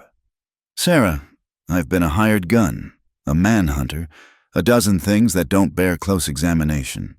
If the good people of Cedar Ridge want to gossip about me courting the bravest woman in the territory, let them. Maybe it'll give them something to do besides kowtow to the next Cross who comes along." "Courting," Sarah repeated. "Is that what this is?" "If you'll allow it." He was serious now, vulnerable in a way she'd rarely seen. "I know I left you before, disappeared when you needed certainty. But I'm here now, and I'm asking for the chance to do this right, to court you proper, to prove I can be the man you need. Not just in a fight, but in all the quiet days between." Sarah thought of Thomas, of their whirlwind romance and marriage, of dreams built on youth and optimism. This was different, a choice made with full knowledge of the cost, by two people who'd already survived their worst days alone. "All right," she said finally. "But we do this properly. You'll need to find somewhere to stay in town." "Already arranged. Judge Whelan's offered me a room until I can build my own place." "Build?" "On the adjoining property, if it becomes available. Cross owns it now. But once his assets are distributed—" Luke shrugged. "Seemed like a good investment. Close enough to help with your ranch. Far enough to maintain propriety." Sarah couldn't help but smile. "You've thought this through." "I've had months of nights watching your cabin from hillsides to think it through. Months of seeing you fight alone and wishing I could do more than leave supplies in secret." His voice roughened. "Do you know what it cost me to ride away that morning after the storm? To leave you thinking I was just another drifter who'd used you?" "Then why did you—" "Because one word from me would have blown the investigation. Because Cross had spies everywhere. And if he'd known a federal marshal was interested in you—" Luke shook his head. "He would have killed you without hesitation. Staying away kept you safe, even if it made you hate me." "I didn't hate you," Sarah said softly. "I hated myself for trusting so easily, for being so desperate for connection that I'd open my door and my heart to a stranger. But hate you, no. I couldn't hate the man who left poetry and roses." They sat in comfortable silence, hands still linked, fire burning low. Outside, Wind rattled the windows, but it was just winter wind now, not the harbinger of threat it had been for so long. "What happens now?" Sarah asked eventually. "With the town, the land, everything cross-controlled." "Judge Whelan will oversee the dissolution of his holdings. Some will go to paying fines and restitution. The rest will be sold or returned to rightful owners." Luke paused. "There's talk of offering you first chance at buying back the land Cross stole from Thomas's original claim." Sarah's breath caught. "The creek land?" "All of it. At fair price, not Cross's inflated values. You could run cattle there again. Have the water access Thomas fought for." It was almost too much to hope for. The land Thomas had dreamed of, returned not through violence, but through justice. Sarah felt tears threaten for the first time all day. He would have liked that, she managed. Knowing it came back through law, not bullets. "You'll need help working it," Luke said carefully. "Partners, maybe. Someone who knows cattle, can repair fences, doesn't mind hard work. Know anyone like that?" "I might. He's got a questionable past, but good references. Recently helped take down a land-grabbing tyrant, decent with a gun, learning to be decent with everything else."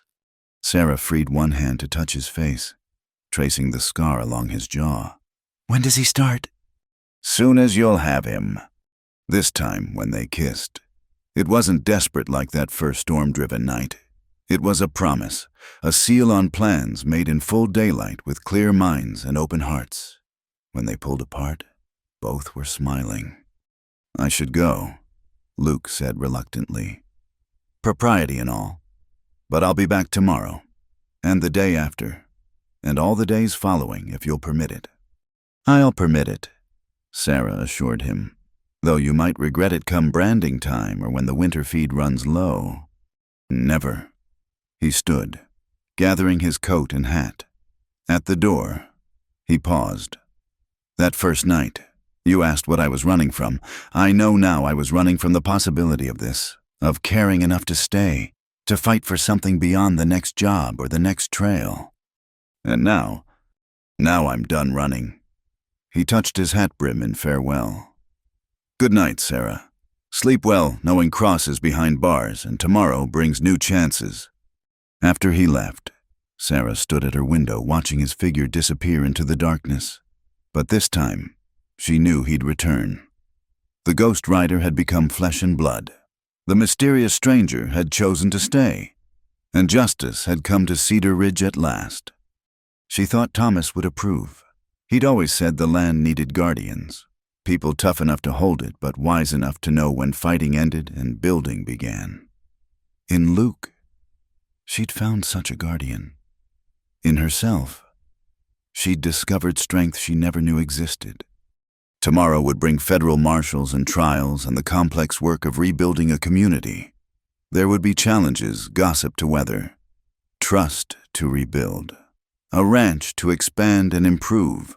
But tonight, Sarah Whitmore stood in her cabin unafraid for the first time in months. Cross was finished. The ghost rider had kept his promise. And somewhere between storm and sunshine, between loss and hope, a widow and a wanderer had found their second chance. The fire burned low, casting dancing shadows on familiar walls. Sarah banked the coals carefully. Tomorrow would need warmth too, and prepared for bed. Her rifle still stood by the door, but it was habit now rather than necessity. The war was over. Time to learn what peace looked like. As she pulled the quilts up against the winter cold, Sarah allowed herself to imagine spring, green grass in the pastures, cattle drinking freely from the creek, perhaps a wedding when the wildflowers bloomed. It seemed almost greedy to want so much after expecting so little. But Luke had been right. What came next mattered more than what came before. The wind sang around the eaves, but it was just wind now, not the voice of threat or loneliness. Sarah closed her eyes and slept deeply, dreaming not of ghosts or gunfire, but of sunrise on new beginnings and strong hands helping her build something lasting on this unforgiving, magnificent land. Spring came slowly to Cedar Ridge that year, as if nature itself needed time to believe the darkness had truly passed. Sarah watched the gradual transformation from her porch each morning, ice giving way to mud, brown grass showing hints of green, the cottonwood by Thomas's grave budding with new life. And each morning, true to his word, Luke Garrison came riding up the path from town. "Morning, Sarah," he'd say, touching his hat brim with that formal courtesy that made her smile. "Morning, Luke," she'd reply, coffee ready, breakfast warm. It had become their routine over the past month since Cross's arrest. Luke would arrive at dawn, work alongside her until dusk, then return to his rented room in town, proper as a church service, much to the disappointment of the gossips who'd hoped for more scandalous behavior. Today, however, was different. Today, Judge Whelan would announce the final disposition of Cross's assets, including the creek land that had cost Thomas his life.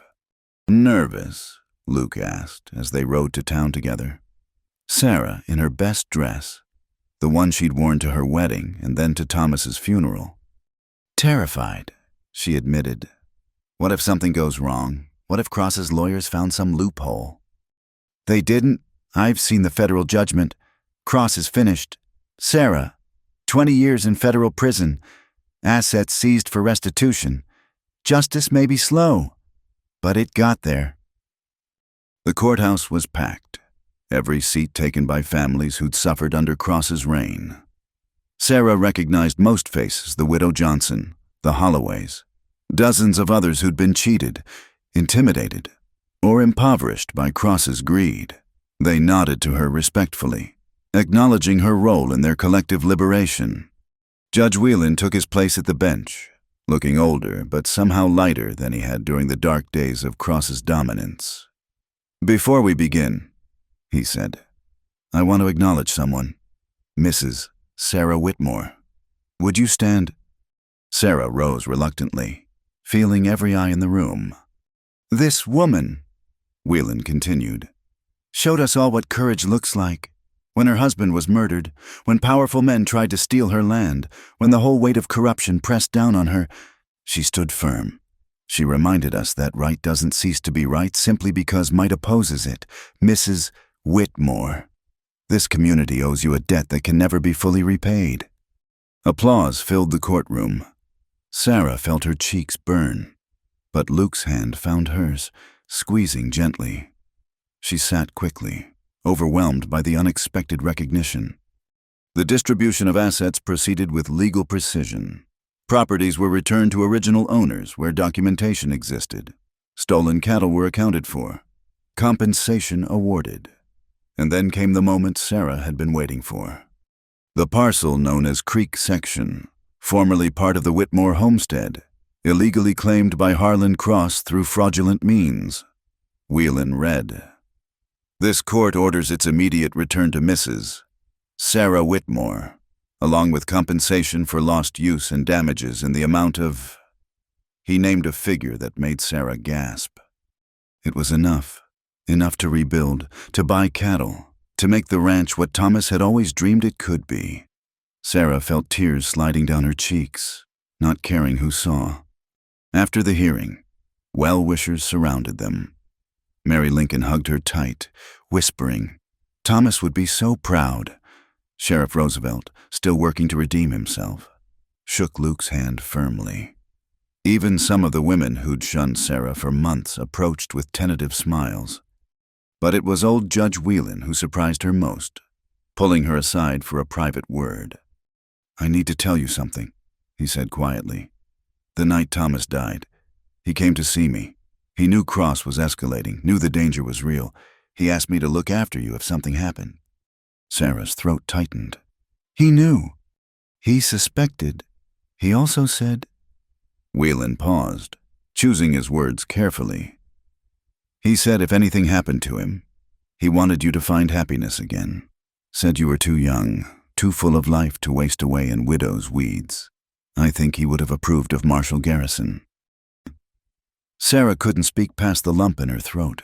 Thomas, even facing death, had thought of her future. It was so like him, that generous spirit that saw the best in everyone and everything. "Thank you," she managed finally. "For telling me, for everything." Whelan patted her shoulder with grandfatherly affection. "Build something beautiful on that land, my dear. Make it the dream Thomas envisioned." That evening, Luke helped her move the boundary markers back to their original positions. The creek ran clear and strong, no longer diverted or disputed. Sarah stood at the spot where Thomas had died, Luke respectfully distant, giving her this moment alone. "We did it," she whispered to the wind. "It's ours again. Thomas, all of it. I'll make you proud. I promise." When she turned back, Luke was waiting with Caesar Thomas's horse, bought back from the man Cross had sold him to. The horse nickered softly, recognizing her despite the months apart. "Thought he should come home too," Luke said simply. Sarah buried her face in Caesar's mane, overwhelmed by the gesture. When she finally looked up, Luke was watching her with such tenderness it took her breath away. "Thank you," she said, "for everything, for being the ghost rider, for fighting Cross, for coming back every day even when I was too proud to ask you to stay." "Sarah," he started, but she wasn't finished. "I know we said we'd court proper, take things slow. But Luke, I'm tired of being careful, tired of living like I'm waiting for permission to be happy. Thomas is gone, and I'll carry that grief forever, but he wouldn't want me to wrap myself in it like a shroud." Luke stepped closer, hope dawning in his eyes. "What are you saying?" "I'm saying that if you're going to propose Marshal Garrison, now would be a good time." For once, the composed lawman looked completely flummoxed. Here now I had plans, a ring from town, flowers." Sarah laughed, really laughed, for the first time in so long. "I'm standing in a muddy field next to a creek, wearing my funeral dress, with a horse as witness. If you're waiting for a perfect moment, we'll be waiting forever." Luke laughed too, then dropped to one knee right there in the spring mud. "Sarah Whitmore, you impossible, incredible woman. You've seen me at my worst and somehow decided I'm worth salvaging. Will you marry me and let me spend the rest of my days trying to deserve you?" "Yes," Sarah said, pulling him to his feet. "Yes, you impossible, incredible man." They kissed there by the creek, with Caesar looking on and the sunset painting the sky in shades of gold and rose. It wasn't the proposal either had imagined, but it was perfect in its imperfection, two survivors choosing joy over safety, hope over fear. The wedding took place 6 weeks later, when the wildflowers had transformed the prairie into a living quilt of color. Sarah wore her mother's wedding dress, altered to fit and carefully preserved through all the hardship. Luke stood at the altar in a new suit, looking uncomfortable but determined. Half of Cedar Ridge attended, packing the small church to overflowing. Even some who'd whispered against Sarah came to witness this triumph of love over loss. Judge Whelan officiated, his voice strong with emotion as he spoke of second chances and the courage to embrace them. Mary Lincoln stood as matron of honor, while Sheriff Roosevelt, still working to earn redemption, served as Luke's best man, Doctor. Lincoln gave Sarah away, an honor that would have gone to her father had he lived to see this day. "Do you, Lucas Garrison, take this woman to be your lawfully wedded wife?" Whelan asked. "I do," Luke said firmly, his eyes never leaving Sarah's. "Do you, Sarah Whitmore, take this man to be your lawfully wedded husband?" Sarah thought of Thomas, of their young love and tragic ending. She thought of the long, dark months of fighting alone. She thought of a stranger at her door in a storm and all that had followed, and she smiled. "I do." The celebration spilled out of the church into the street. Tables groaned under the weight of food donated by families grateful to be free of Cross's shadow. Musicians played. Children ran between the dancers. And for one golden afternoon, Cedar Ridge felt like the community it had always meant to be. As evening approached, Luke and Sarah slipped away from the celebration. They rode back to the ranch, their ranch now, through fields of flowers that seemed to have bloomed just for them. "Any regrets?" Luke asked as they approached the cabin. No, Sarah said honestly. Thomas will always be part of my story, part of who I am. But you're my future. Luke, you're the chapter I choose to write. They spent their wedding night not in desperate passion born of storm and loneliness, but in the quiet joy of two people who had found their way to each other against all odds. When morning came, they rose together to face the work of building a life no longer alone, no longer afraid. The first months of marriage were an adjustment. Luke, accustomed to solitary life, had to learn the rhythms of partnership. Sarah, so long independent by necessity, had to remember how to share decisions, space, dreams. They argued sometimes about money, about methods, about the 100 small negotiations of daily life. But they also laughed, worked side by side, and slowly transformed the ranch into something neither could have achieved alone. Luke proved himself a quick study at ranching. His years of reading trail signs translated well to reading cattle and weather. His patience with dangerous men served him equally well with stubborn animals. And his protective instincts, once focused on keeping Sarah safe from Cross, now channeled into building a future secure from any threat. They expanded carefully, buying additional cattle with the compensation money, hiring some of Cross's former cowboys who'd been honest men trapped in bad circumstances. The Holloway boy, grown strong and eager, came to work part-time, learning the trade that might someday be his own calling. One evening in late summer, as they sat on the porch watching thunderheads build over the mountains, Luke surprised Sarah with a question. "Do you ever wonder what would have happened if I hadn't shown up that night? If the storm had passed us by?" Sarah considered. "You'd have found another way. You were already watching, already protecting people. We would have met eventually." "You sound certain." "I am." She laced her fingers through his. "Some things are too important to leave to chance. We needed each other. Luke, not just for defeating Cross, but for proving that life goes on, that love isn't something that only happens once." Speaking of things that happen more than once, Luke's voice carried a note of uncertainty she rarely heard. "Sarah, how do you feel about children?" Sarah's hand instinctively moved to her stomach, where new life had recently made itself known. She'd been waiting for the right moment to tell him, and apparently, that moment was now. "I think," she said carefully, "that this ranch could use some young voices. Maybe by next spring." Luke's eyes widened as understanding dawned. "Sarah, are you—" "Yes." He pulled her into his arms with a whoop that startled the horses in the nearby pasture. "How long have you known?" 2 weeks. I wanted to be sure before I said anything. Are you happy?" "Happy." Luke's voice was thick with emotion. "Sarah, I never thought I'd have this, a home, a wife, a child. It's more than I ever dared dream." They sat together as the storm rolled in. But this time Sarah felt no fear. Storms had brought Luke to her door, had washed away the old and made room for the new. Let them come.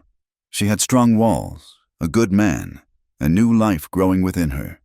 The future stretched ahead, bright with possibility. That night, the rain fell gently on the roof as Sarah lay in Luke's arms, feeling the echo of another storm-tossed night. But everything was different now. The Ghost Rider had found his home. The widow had found new love. And together they'd built something worth protecting. "I love you," Luke murmured against her hair. "Thank you for giving me a second chance." "Thank you for taking it," Sarah replied, "for being brave enough to stay." Outside, thunder rumbled distantly, but inside all was warmth and peace. The past had been faced, the present secured, and the future bright with promise waited to be written. As sleep took her, Sarah thought she heard Thomas's voice on the wind, giving his blessing, but perhaps it was just the cottonwood leaves whispering secrets to the night. Either way, she smiled and held tight to the love she'd found, grateful for second chances and the courage to embrace them. The Ghost Rider's work was done. In his place stood a husband, soon to be a father, building a legacy of love on land that had seen too much sorrow. It was, Sarah thought drowsily, exactly the ending Thomas would have wanted for her, not an ending at all, but a new beginning, bright with hope and possibility. And in the morning, when the sun rose over the mountains and painted the ranch in gold, they would rise together to meet it, partners in all things, proof that sometimes the best love stories are the ones that come after the worst storms. The morning Sarah's labor pains began. Luke was in the far pasture mending fence. She'd felt the first twinges at dawn but said nothing, knowing the work that needed doing before the spring calving season. But as the sun climbed higher and the pains intensified, she finally sent young William Holloway racing for town. "Get Dr. Lincoln!" she gasped between contractions. "And find Luke. Tell him it's time." The boy rode like the devil himself was chasing him, and within an hour, the cabin was full of activity. Mary Lincoln arrived first, taking charge with the efficiency of a woman who'd attended countless births. Dr. Lincoln followed, his medical bag in hand, while Luke burst through the door still covered in mud from his abandoned fence work. "Sarah."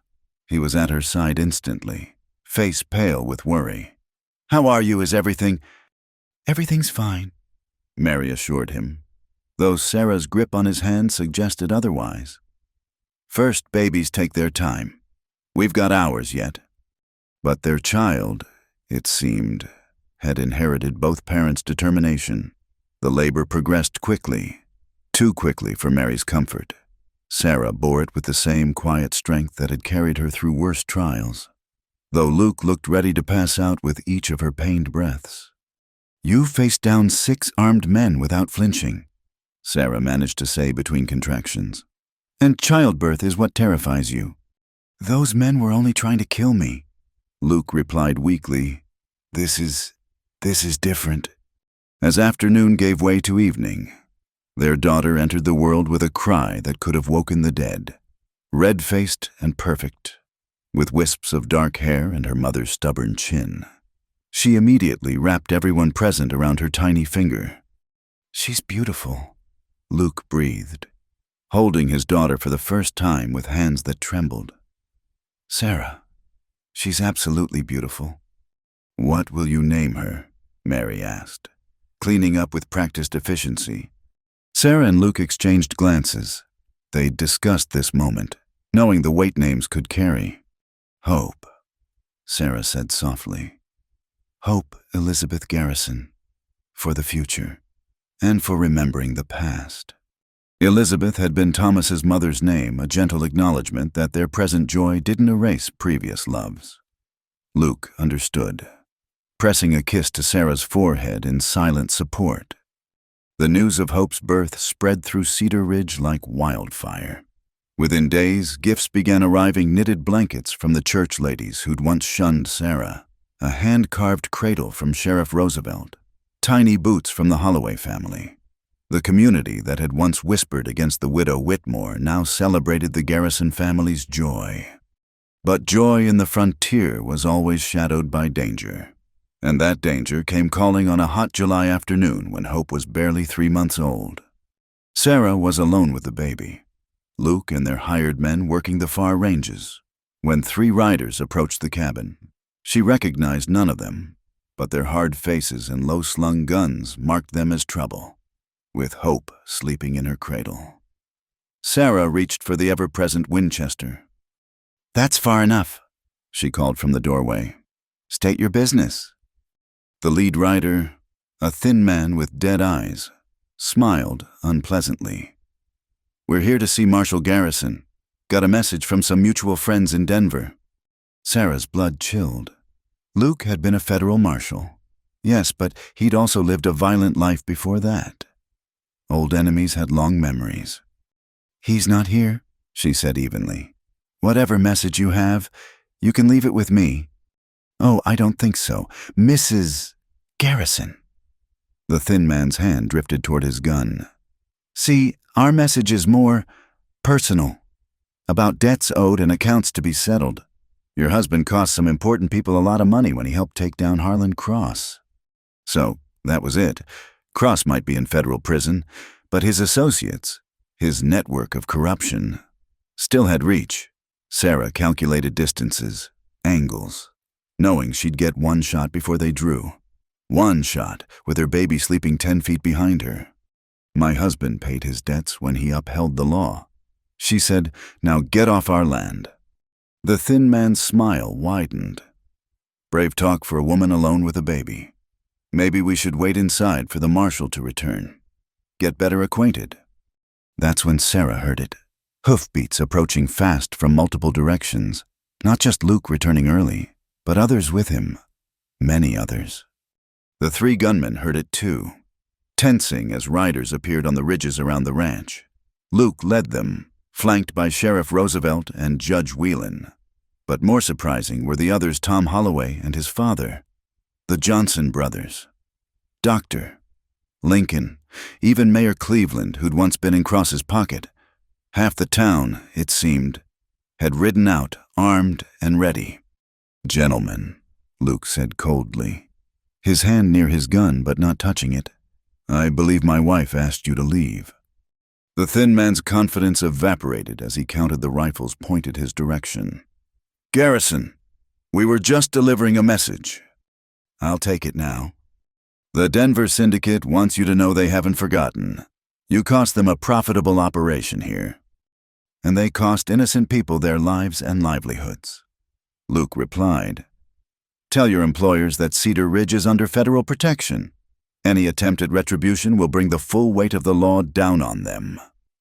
And unlike Cross, they won't get the luxury of a trial if they threaten my family again." The 3 men looked around at the armed townspeople, understanding dawning. This wasn't just about one former marshal. It was about a community that had learned to stand together. "This ain't over," the thin man warned, but his voice lacked conviction.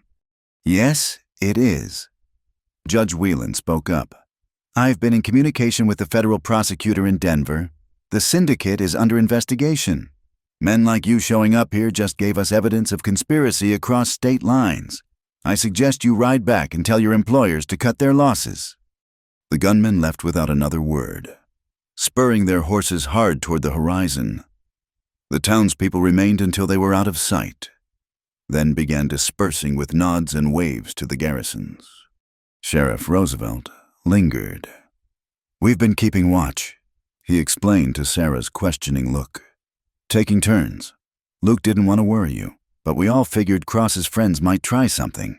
When the Holloway boy saw those 3 heading this way, he raised the alarm." Sarah looked at her husband, who had the grace to appear sheepish. "You organized a protection detail without telling me." "You had enough to worry about with Hope," Luke said. "Besides, it wasn't my idea. The town decided on its own. Seems folks remember who stood up when it mattered."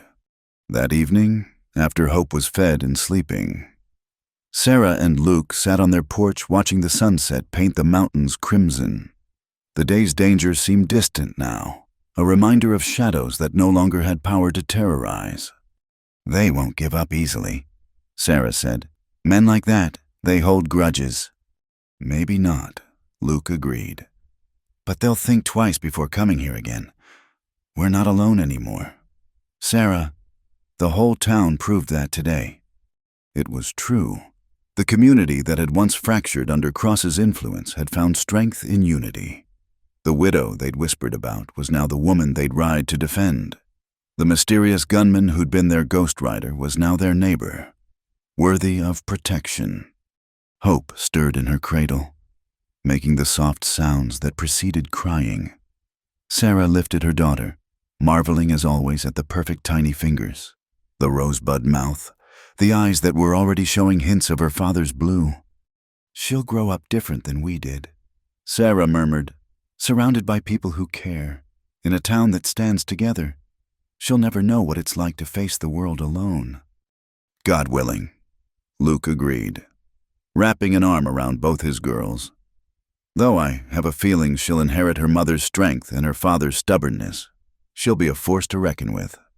As if in agreement, Hope gave a decidedly determined cry, demanding her evening meal. Sarah laughed, settling into nurse while Luke hummed softly the same mournful tune Sarah had once heard from the ridge when he was still her ghost rider. "I never asked," she said suddenly. "That night I heard you playing harmonica above the ranch. What was that song?"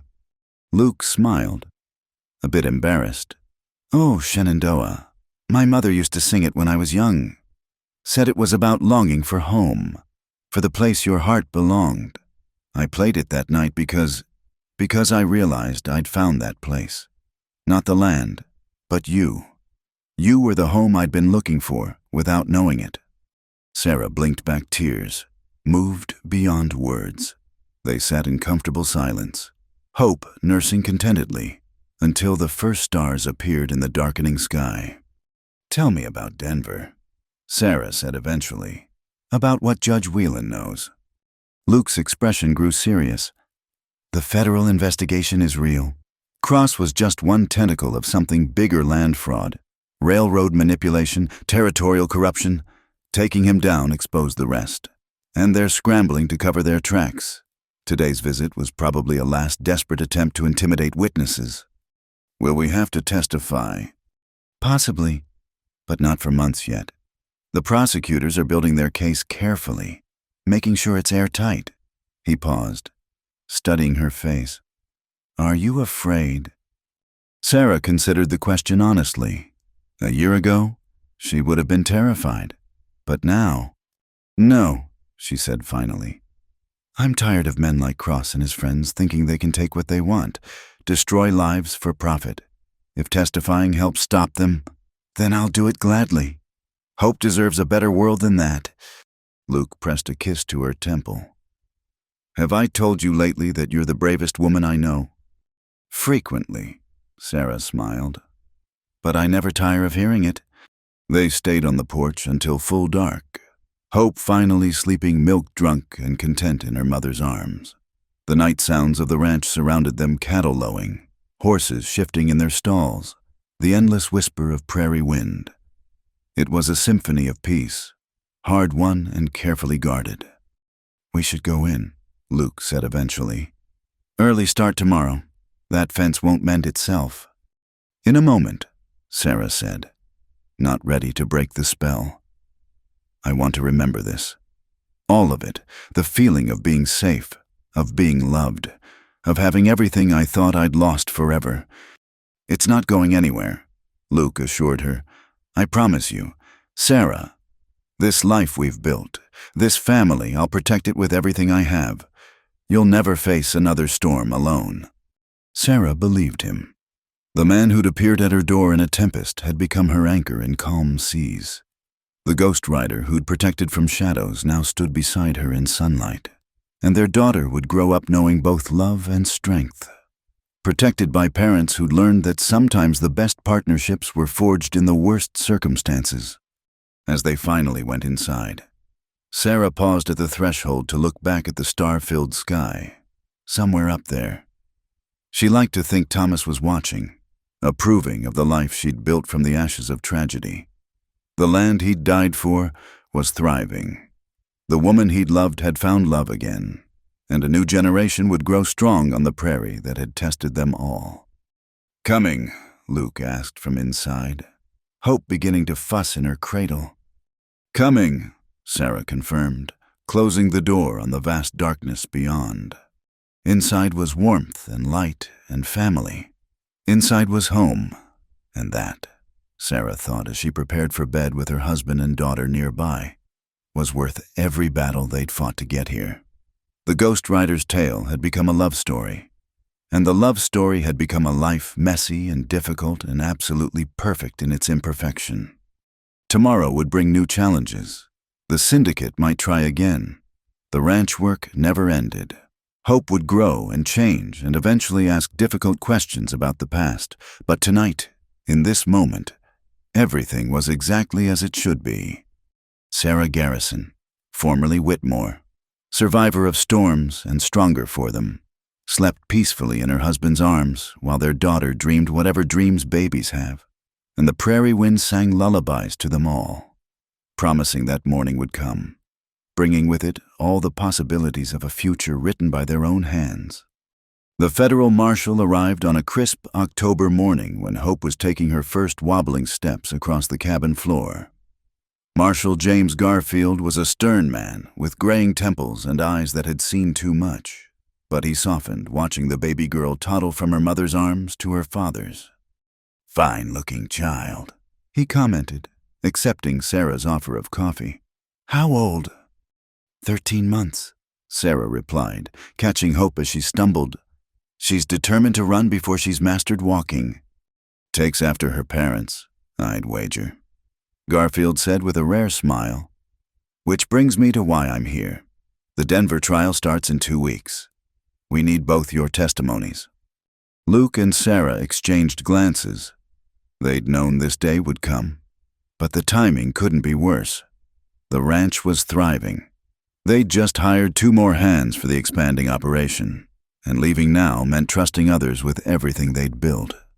"How long?" Luke asked. 2 weeks, maybe 3. The prosecution wants to be thorough. Cross's associates have deep pockets for lawyers. "What about Hope?"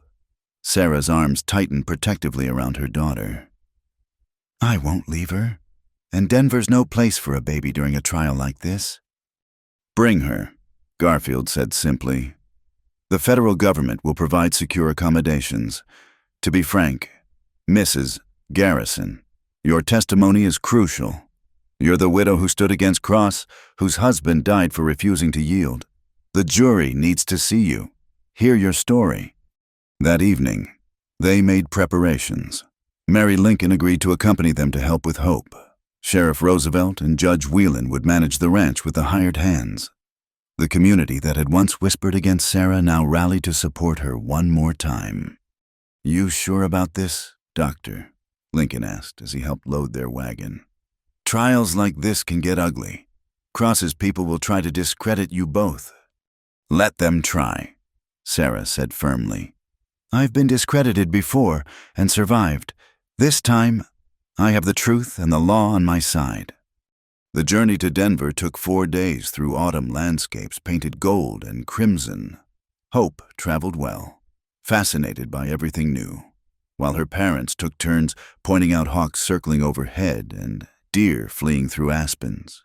It might have been a pleasant family outing if not for their destination's purpose.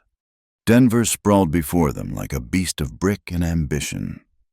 The federal courthouse stood imposing in the center, all columns and gravity. Their escorts led them to a modest hotel nearby, where federal agents would provide round-the-clock protection. "It's just a precaution," Marshal Garfield assured them.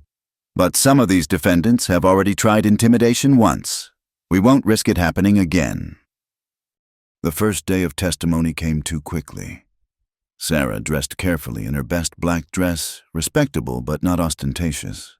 Luke wore his former marshal's suit, the badge long since turned in but the authority still evident in his bearing. "Remember," the prosecutor, a sharp young man named William Taft, instructed them, "just tell the truth. Don't embellish, don't speculate. The facts are damning enough." Sarah took the stand first. The courtroom was packed with reporters, curiosity seekers, and hard-faced men she recognized as Cross's former employees. She kept her eyes on the prosecutor as she swore to tell the truth. "Mrs. Garrison," Taft began gently, "you were formerly Sarah Whitmore." "Yes." "Tell the court about your late husband, Thomas Whitmore." Sarah's voice started soft but grew stronger as she spoke of Thomas, his dreams for their land, his legal claim to water rights, his refusal to be bullied. She described the escalating harassment, the threats, the final confrontation by the creek. "Where was your husband shot?" Taft asked. "In the back, 3 times. Gasps rippled through the courtroom. Even hardened Denver had standards about how men should die. "And after your husband's death?" Sarah detailed the months of intimidation, poisoned water, dead livestock, burned fences. She spoke of Sheriff Roosevelt's initial corruption, of a town too frightened to help, of nights spent alone with a rifle, waiting for the next attack. "Yet you refused to sell." That land was bought with my husband's dreams and paid for with his blood.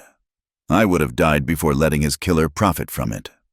The defense attorney, a smooth talker named Grover Cleveland Hayes, tried to paint her as a hysterical widow, imagining threats where none existed.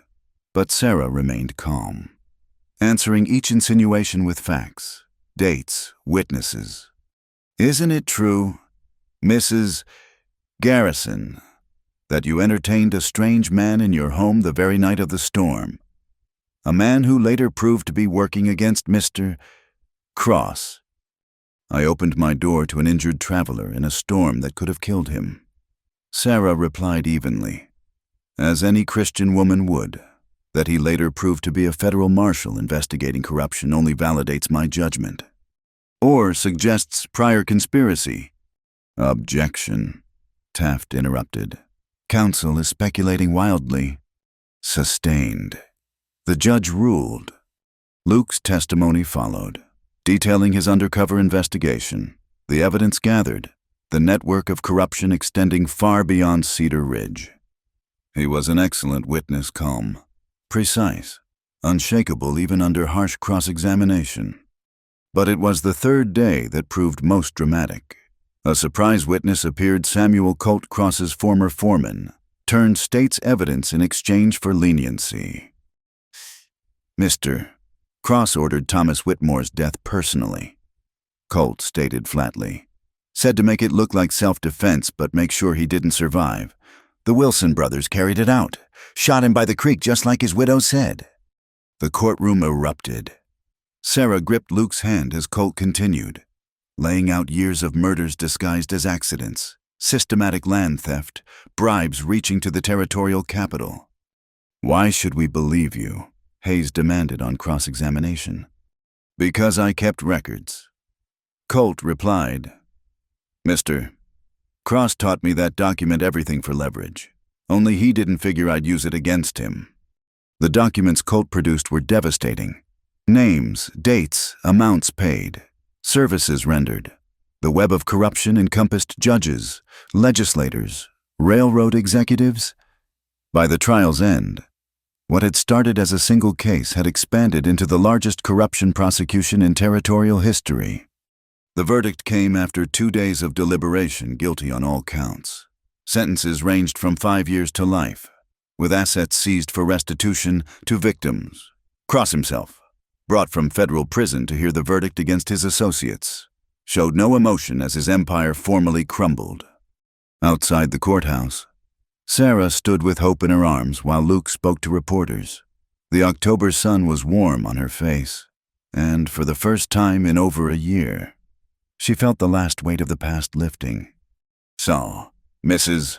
Garrison, a reporter called out, how does it feel to see justice finally done? Sarah considered the question. Justice doesn't bring back the dead, she said carefully. But it does help the living move forward. My daughter will grow up in a world where men like Cross can't destroy lives with impunity. That's worth everything we've endured.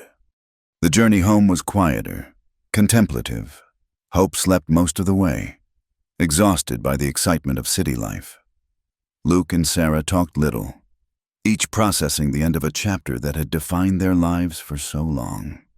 Cedar Ridge welcomed them back with banners and celebration.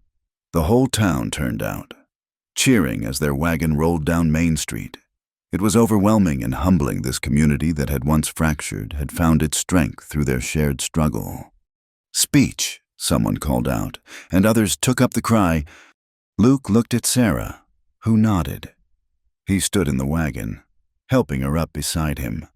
Hope balanced on her hip. Friends, Luke began, his voice carrying across the crowd. What we've built here together is stronger than any one man's greed. You stood with us when it mattered, and that courage brought down an empire of corruption. Cedar Ridge isn't just a town anymore, it's a community that protects its own. To the Garrisons, someone shouted, and the cheer that went up could have been heard in Denver. But Sarah noticed Thomas's grave as they passed the cemetery, and that evening, after the celebrations died down, she walked there alone. The cottonwood was massive now, its roots deep and branches wide, sheltering the simple wooden cross. "It's finished, Thomas," she said softly. "Cross and his men will never hurt anyone again. The land is safe, the water runs free, and Hope will grow up knowing her father, both of them, were men of courage." The wind rustled through the leaves, and Sarah smiled. Some might call it fancy, but she could have sworn it sounded like approval. Luke found her there as sunset painted the sky. He didn't speak, just took her hand as they stood together in peaceful silence. Finally, as darkness began to fall, they walked back to their cabin where Mary Lincoln was entertaining Hope with wooden blocks. "She's been perfect," Mary reported. "Though I think she missed her own bed. City life doesn't suit a ranch baby." After Mary left and Hope was sleeping soundly, Sarah and Luke sat on their porch as they had so many evenings before. But this felt different, final in a way, like closing a book after the last page. "What now?" Sarah asked. "For almost 2 years, our lives have been about fighting cross, seeking justice, looking over our shoulders. What do we do when there's no one left to fight?" Luke pulled her close, pressing a kiss to her temple. "We live, Sarah. We raise our daughter, work our land, help our neighbors. We build the life Thomas dreamed of and you fought to preserve. We write new stories instead of rewriting old ones." It sounded so simple, so wonderfully ordinary. Sarah thought of all the quiet years ahead teaching Hope to ride, watching the ranch grow, celebrating harvests and surviving droughts, growing old beside this man who'd ridden into her life in a storm and stayed to help her rebuild from the ashes. "I can live with that," she said, meaning it completely, as they prepared for bed. Hope stirred in her cradle, not quite waking, but making the small sounds that said she knew her parents were near. Sarah touched the tiny hand that would never have to hold a rifle in defense of her home. The innocent face that would never know the fear of powerful men taking what they pleased. "Your ghost rider kept his promise," Sarah whispered to Luke as they settled into bed. "He came back for a second chance." "And the widow gave it to him?" Luke replied, drawing her close, "even though he probably didn't deserve it." "Oh, I think he proved himself worthy, eventually." They lay quietly, listening to the familiar sounds of their home, the settling boards, the distant cattle, Hope's peaceful breathing. Tomorrow would bring its own challenges, but they were the ordinary challenges of ordinary life. After everything they'd endured, ordinary sounded like paradise. "I love you," Luke murmured, already half asleep. "I love you too," Sarah replied. "Both of you. All of this, everything we've built and everything still to come." Outside, a wolf howled somewhere in the distant mountains, not a threat now, just a reminder of the wildness that still existed beyond their small circle of civilization. But inside, all was warmth and safety and love, the kind of security that can only be appreciated by those who've known its absence. The ghost rider had found his home, the widow had found new love, and in a cabin on the prairie where tragedy had once seemed destined to win. Hope slept peacefully in her cradle while her parents dreamed of all the tomorrows they'd fought to make possible. It was enough, more than enough. It was everything. In the morning, Luke would ride out to check the cattle while Sarah tended the garden. Hope would soon be old enough to help with. They would work and laugh and sometimes remember the dark days, but mostly they would look forward. The past had been honored, justice had been served, and now life could truly begin again. "I told you I'd ride back if there was a second chance," Luke had written in that long-ago note. "Then let's not waste it," Sarah had replied when he finally returned. And they hadn't, not a single day of it. The second chance had become a life, a family, a future bright with promise, and in the end, that was the greatest victory of all, not the defeat of their enemies, but the courage to build something beautiful from the ashes of loss. The story of the ghost rider and the widow was ending, but the story of the Garrison family was just beginning, and somewhere in the starlit sky above Cedar Ridge, Thomas Whitmore's spirit could finally rest, knowing the land he'd loved and the woman he'd cherished were both in capable, caring hands. The circle was complete. The second chance had been taken, and love, as it always does when given room to grow, had won. Dear listeners, thank you so much for joining me on this emotional journey through the Old West. I hope Sarah and Luke's story touched your heart as much as it touched mine. I'd love to know where in the world you're listening from. Please share your location in the comments below so we can connect and discuss what this tale of second chances meant to you. If you enjoyed this story, please subscribe to Wild West Stories 1850. Give this video a like, and don't forget to hit that hype button to help more people discover these tales of courage, love, and redemption from the American frontier. Until next time, partners,